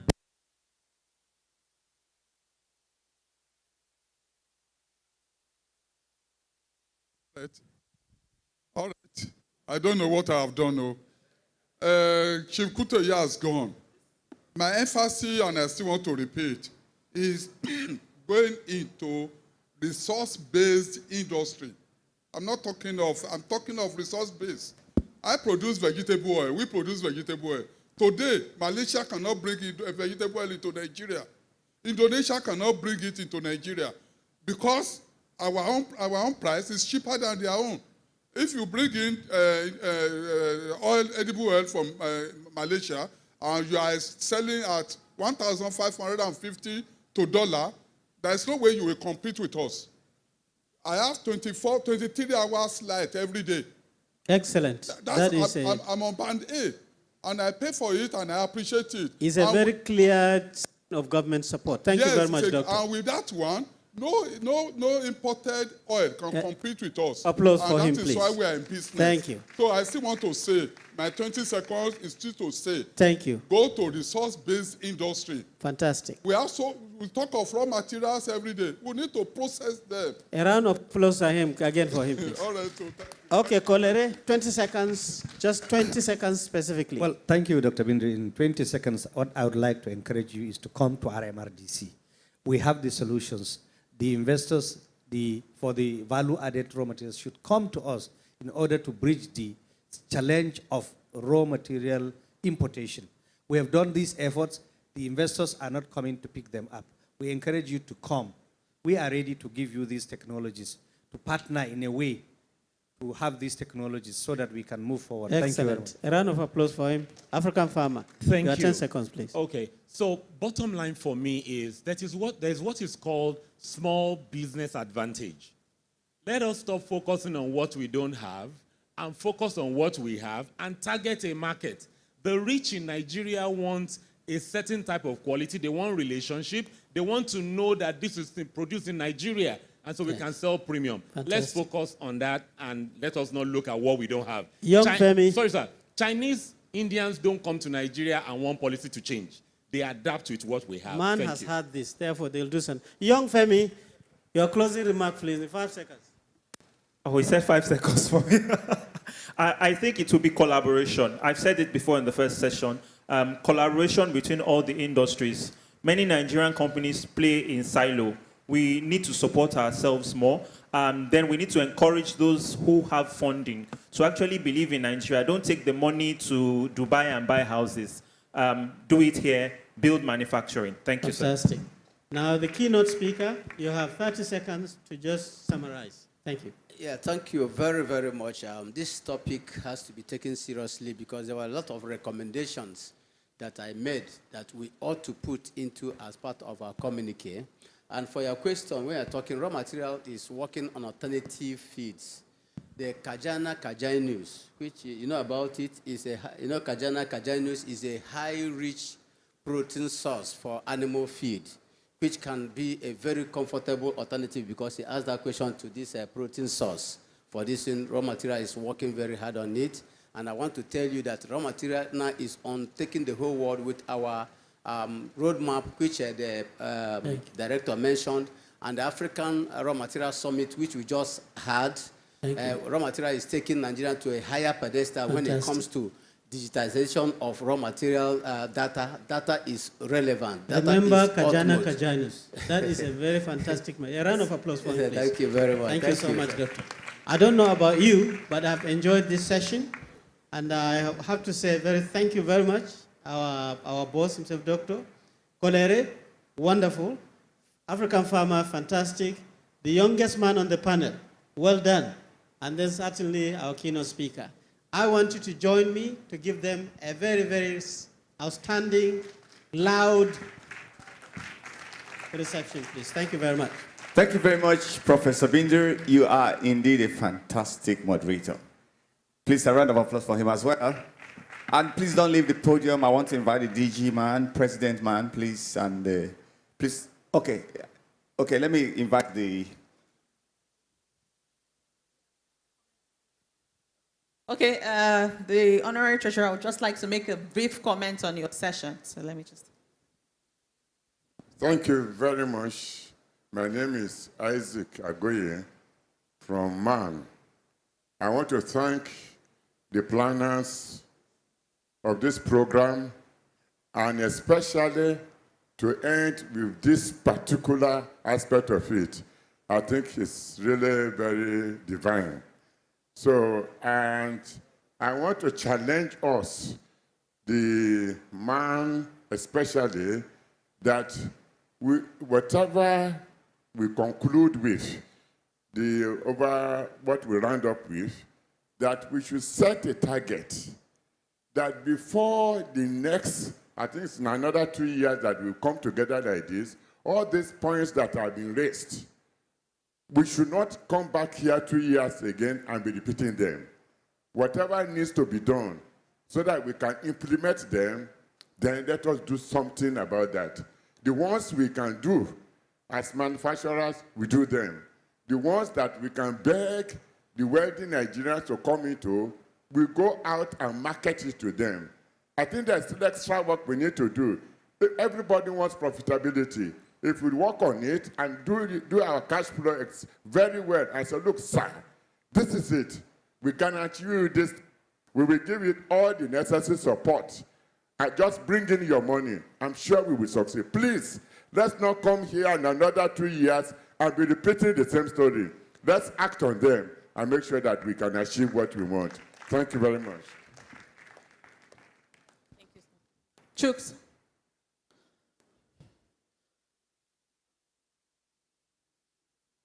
No, pictures. We'll take pictures.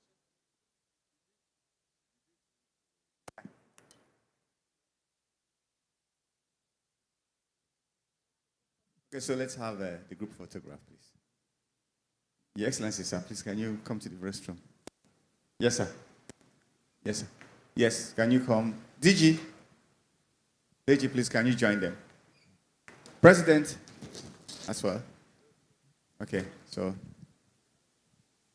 Yeah, the representative of DG, RMRDC, Mrs. Koso, please, can you come up as well?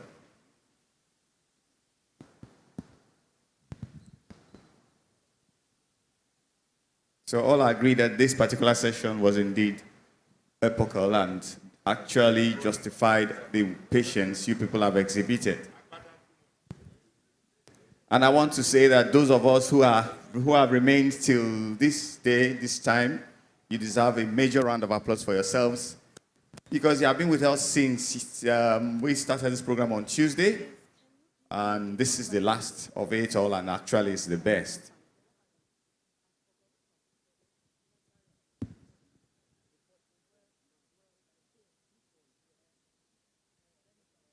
Yeah, please, that's a thumbs up. Great one. Please, a round of applause for these eminent personalities who have thumbed up for the whole program, which is a partnership made really made in heaven, if you tell me. MAN and RMRDC. MAN for manufacturing, RMRDC for sourcing of raw materials. It's a great it's a great collaboration and a great partnership. Very soon, shortly, we are going to move to the closing ceremony, and I'm going to be handing over to Motayo, who is going to do justice to the closing ceremony. And I'm so glad that we are at this point of the Nigerian manufacturing and equipment. Thank you so much, Chooks. Yes, thank you. And this is a good time to invite all of our exhibitors on the exhibition floor. We want to witness the closing ceremony now, so let's kindly come into the room. We have a certificate of participation that we'll be issuing to all of our exhibitors. Please come or send your representative down here. This closing ceremony would not last for so long, but we would need you to be available so that we can issue your certificate, and then we take the final remark and we call it a day. Dear members dear participants, exhibitors, wherever you are, please let's have you in the hall. We're going to close the program formally, but the exhibitors can still stay till about 5, for further interaction, before we call it a day. But now we need to come to the hall for the closing ceremony. For the closing ceremony. All right, thank you so much.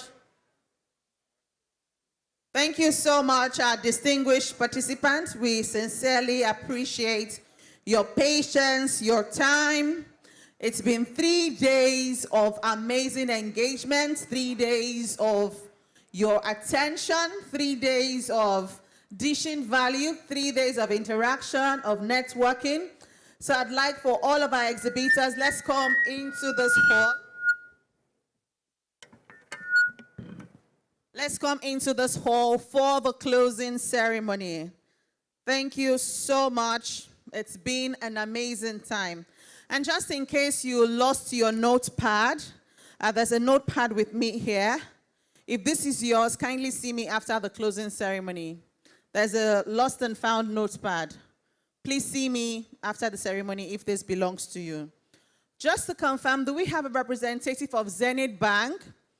I know Mr. Lafenwa was here to speak on behalf of the bank, but they were supposed to get their plaque for sponsorship. They're one of the sponsors at this event, so would like to present the sponsorship plaque to Zenith Bank. If the rep is here, it would be nice. If not, maybe Dr. Segun Alabi would receive on behalf of Zenith Bank at this point. And also to confirm if Jubilee Bros has a rep here. Jubilee Bros was also one of the sponsors who was supposed to receive a token of appreciation, but we didn't have their rep on day one. So we will do that, hopefully. But first, we have quite a number of certificates to issue. So I'll just invite the president, the rep of the DG RMRDC, the honorary treasurer to present to some of the recipients. So we'll be very fast about that. So to start, I'd like to invite the president to kindly please step forward. Please, let's put our hands together for the president of MAN, Otuma Francis Meshoye, OFR. And congratulations to you. It's been amazing for the last 3 days, and thank you for making this a reality. So this goes to Zenith Bank in recognition of their sponsorship at this event. If Zenith Bank's rep is not here, can we have Dr. Segun Alabi please to come forward to receive on behalf of Zenith Bank?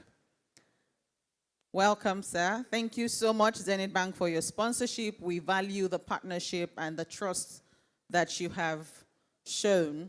Thank you. Congratulations, Zenith Bank.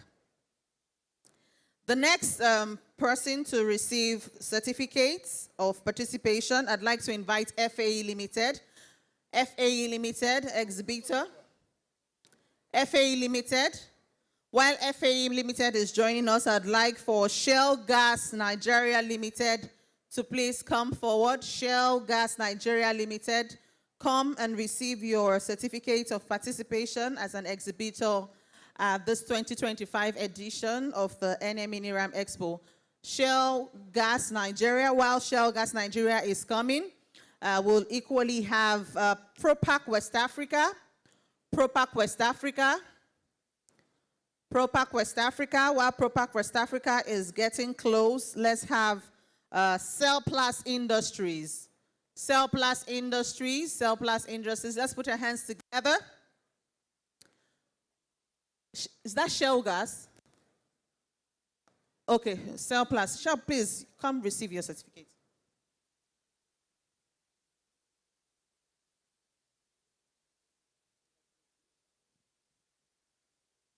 Shell Gas, okay. Thank you so much for participating. We look forward to seeing you next time. Shell Gas, please kindly come forward. So let's have Propac get ready. Propac. While Propac is get closer, is Propac here? So the next after FAE will be Lagos Smart Network Limited. Really appreciate you. FAE Limited. Thank you so much. Lagos Smart Network Limited. Lagos Smart, thank you so much for participating at this exhibition. We appreciate you. Lagos Smart. Then Simba Group should get ready. Simba Group. Simba Group, please get ready. You're receiving after Lagos Smart. Simba Group. Simba Group. And I'd like for Night Tech Limited. Night Tech Limited to also join us. Night Tech Limited. Simba Group, Night Tech Limited. If you're an exhibitor and you are not here, please find your way down here. After Night Tech, let's have Secure ID Limited. Secure ID Limited. After Secure ID Limited, let's have Kewaram Shanra Group. Simba Group, please come forward, Simba Group. Secure ID Limited. After Simba Group, we'll have Secure ID. After Secure ID, we'll have Night Tech Limited. Night Tech Limited.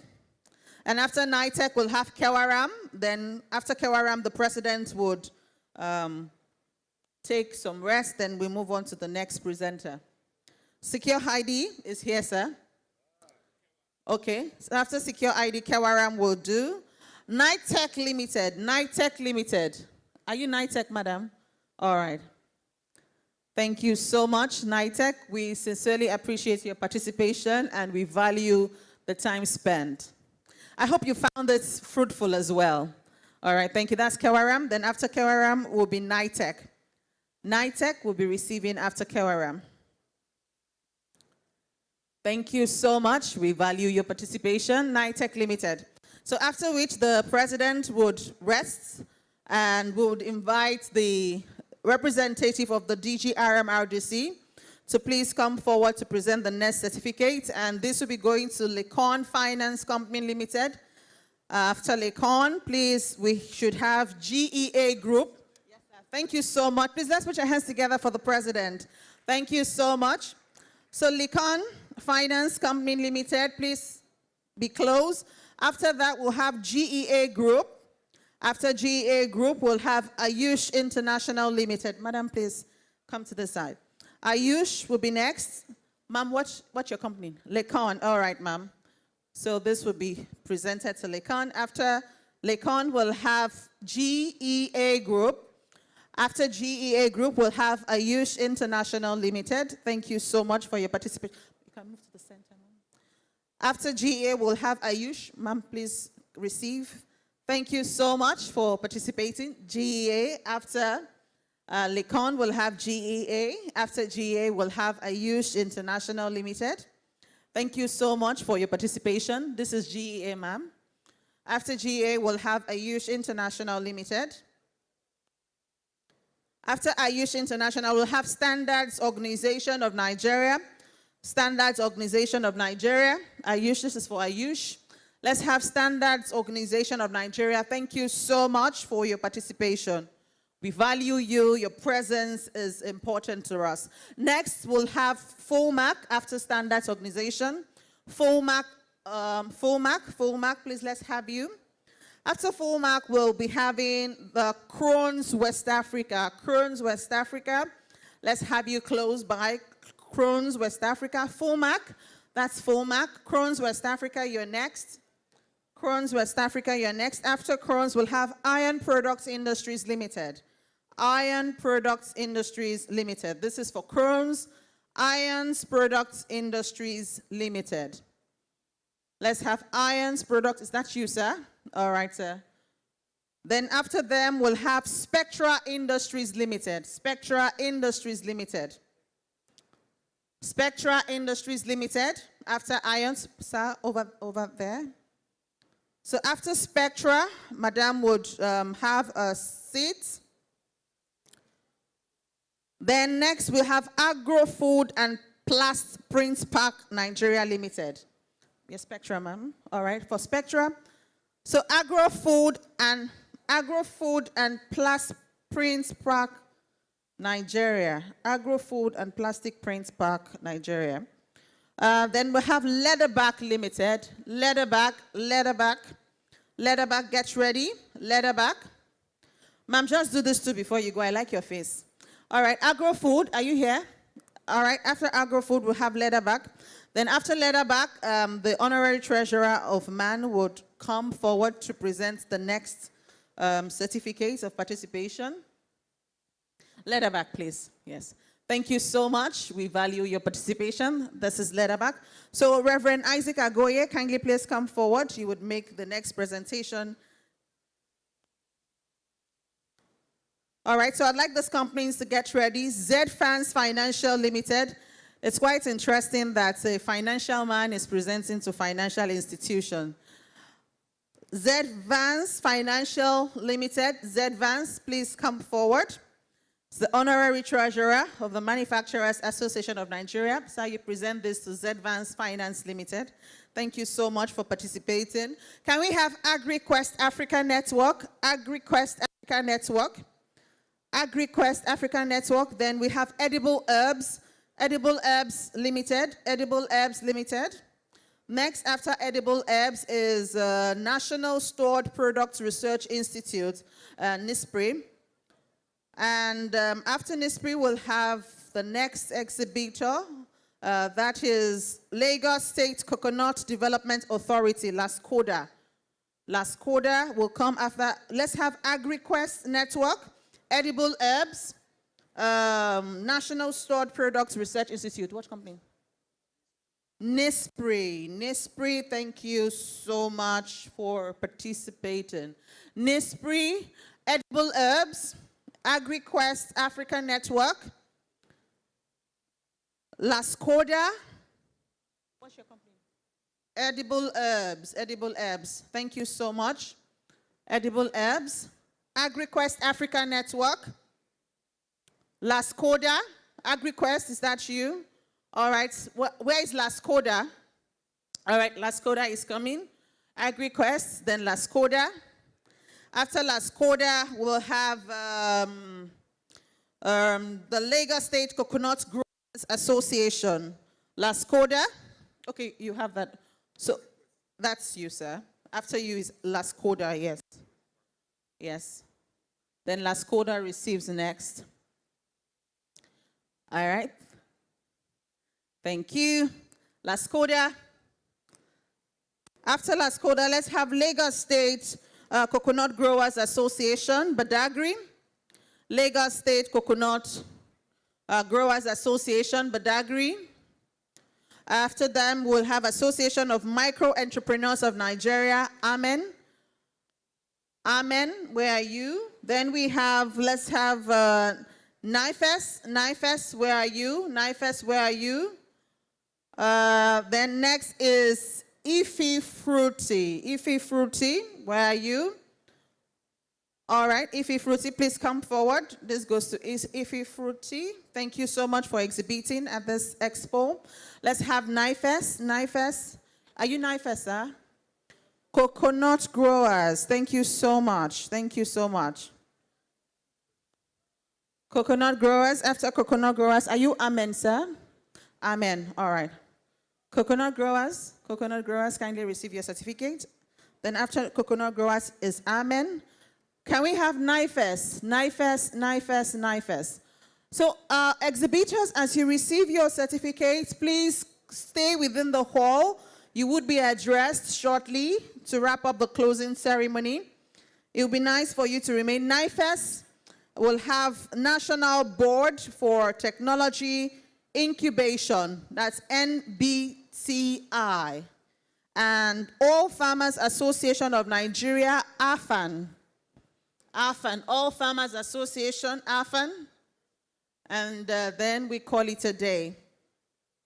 So NBTI, NIFES, and AFAN. All right, please, we're waiting for you. Please come forward. All Farmers Association, NIFES, and NBTI.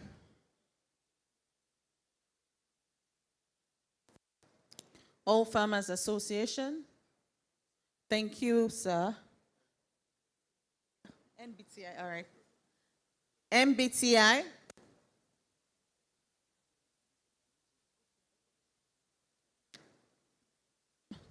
NIFES.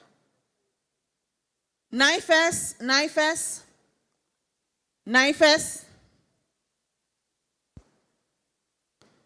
All right. So thank you so much. I guess NIFES is not available and Propac West Africa. Please let's put your hands together for the Honorary Treasurer of the Manufacturers Association of Nigeria. It's indeed been an exciting 3-day at the Balmoral Federal Palace Hotel. NISPRI. All right. Okay, so we're supposed to have the Director General of MAN come, but before he does that, it would be nice to hear from NISPRI. And NISPRI said there's an important information they want to leave us with before we leave this room. And it would be nice to hear that since we have the opportunity of gathering in this hall. While I'm waiting for NISPRI, it's also important to share with you that another exhibition organized by the Manufacturers Association of Nigeria is coming up, October 14 to 16. And the beauty about this is that we are speaking to products made in Nigeria. So if you manufactured good and all is manufactured in Nigeria, please feel free to sign up with Dr. Alabi. Mr. Joseph Emoleke, where are you? Mr. Joseph, okay, please, could you stand up for recognition?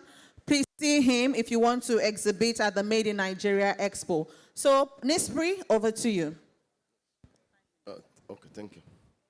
I'm Shuaibu Oyewole. I work with Nigerian Stored Product Research Institute and Manufacturing Association of Nigeria. One of the raw material that you use has to do with agriculture. And the quality of this raw material is very essential because after the production, the post-harvest aspect of the product is also very key. Because if the quality is not there, if it is not safe, definitely the end product too will not be safe and it will not be good for anybody's consumption. And that is why the Institute has mandate to reduce losses in agriculture and as well make sure that we have available raw material that is safe for production of other value-added products. And over the years, we have a number of post-harvest technology that you can use to extend the shelf life of this raw material and as well maintain their quality to ensure that whatever we are serving the industry, either for human consumption immediately or for further processing, they are of good quality and they are also safe for the use in the industry. And one of them is we have facility for storage of grains, which does not rely on synthetic application of a chemical. But virtually all our post-harvest technology that has to do with grain, they are non-synthetic. One of them is what we refer to as Nispri dust. It's just an diatomaceous art enhanced product. We have the product on shelf. It has been patented. And we are looking for somebody that can pick this up as a product as an alternative to synthetic chemical that people apply to grain, which is not safe for our consumption. Apart from this, we also have the inert atmosphere silo. It's also a patent technology for storage of grains. It does not require the use of any synthetic chemical, which is also very good for people that are into organic farming. Once they do this, it will complete the organic production of the agriculture up to post-harvest management level. We also have for fish, we have for other products such as for fruits and vegetables. We have the cold solar storage system that you can use remotely without the connection to the national grid to store your fruits and vegetables for good quality maintenance and safe life extension of products. Those are some of the few ones that we have. Some of them we have collaborated in the past with manufacturing companies such as Pacegate and Eleganza to produce our ice fix box. And for the drum, we collaborated with Pacegate to get our hermetic storage drum for grains and other durable crops. Thank you for the opportunity to make this comment.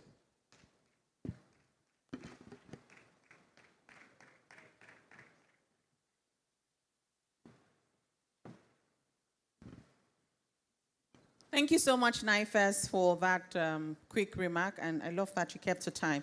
So I'd like to invite the Director General, Manufacturers Association of Nigeria, Segun Ajayi Kadri, MNI, to close us properly. And while he comes, he'll be doing something very significant. This last certificate goes to an institution that I'm very proud of. He's one who is very proud to talk about his institution. But there is a University of First Choice, DG, and that's the University of Lagos. So you'll be presenting this to the University of First Choice. Can we have the Lagos State Unilag Innovation Hub? Please come and receive this from the DG. Please put your hands together for them. Unilag, the only institution who participated at this expo. DG, I'm sure you are proud to present this to Unilag. Of course, I'm proud. I thought you were going to say Ahmadu Bello University's area, but it's okay. So on behalf of Man and Raw Materials Research and Development Council, I want to thank you for the partnership we have shared. I recall that even when we had an annual general meeting of Man, your university participated, and we are in touch with some of the students. So for coming today, we want to give you this certificate so that you remember us and that when next we call, you will certainly come to participate. Madam fought her way to be seen by the minister, and that's the spirit that we encourage. So I'm honored to make this presentation to you. Thank you so much, DG. And thank you, UNILAG, for participating at this expo. All right, let's put our hands together for them, and we hand over to DG to close us properly.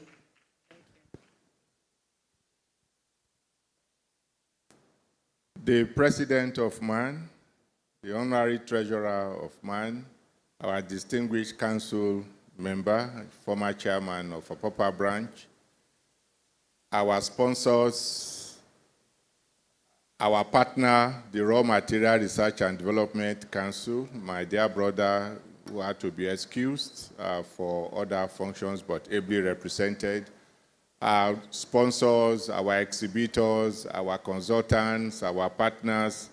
We have come to the end of a fitting event, which all of us have agreed is important for our industrialization in Nigeria.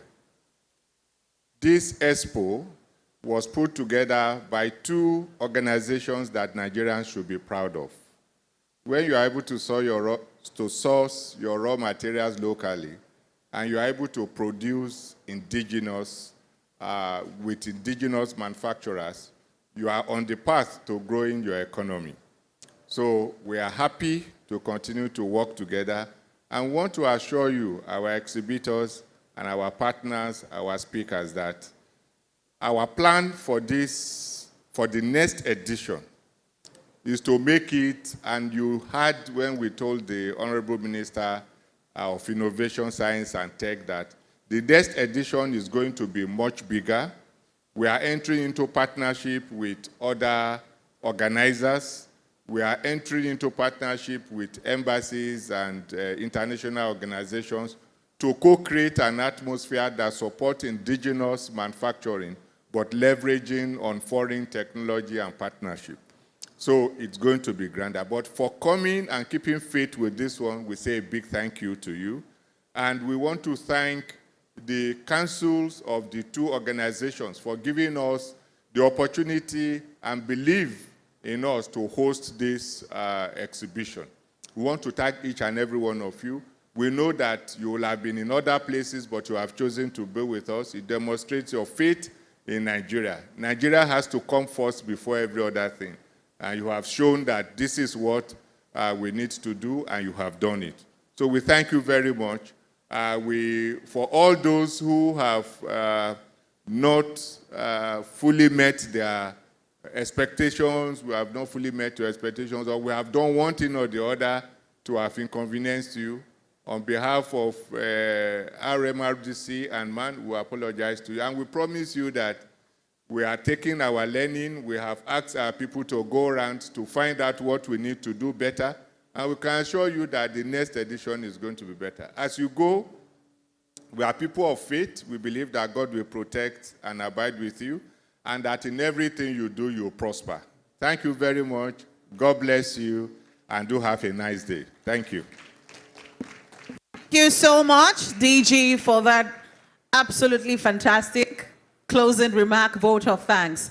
And on this note, we would have loved to keep you for as long as we want to, but we need to go to our various destinations. Our exhibitors, we thank you, we love you, and we look forward to seeing you next time. When we call on you, we expect that you answer us. And to our speakers, our moderators, our panelists, you are fantastic, amazing. God bless you. So on that note, let's kindly be on our feet to observe the national anthem. After the national anthem, all members of the local organizing committee would come forward to have a group photograph before you go. So the national anthem, please.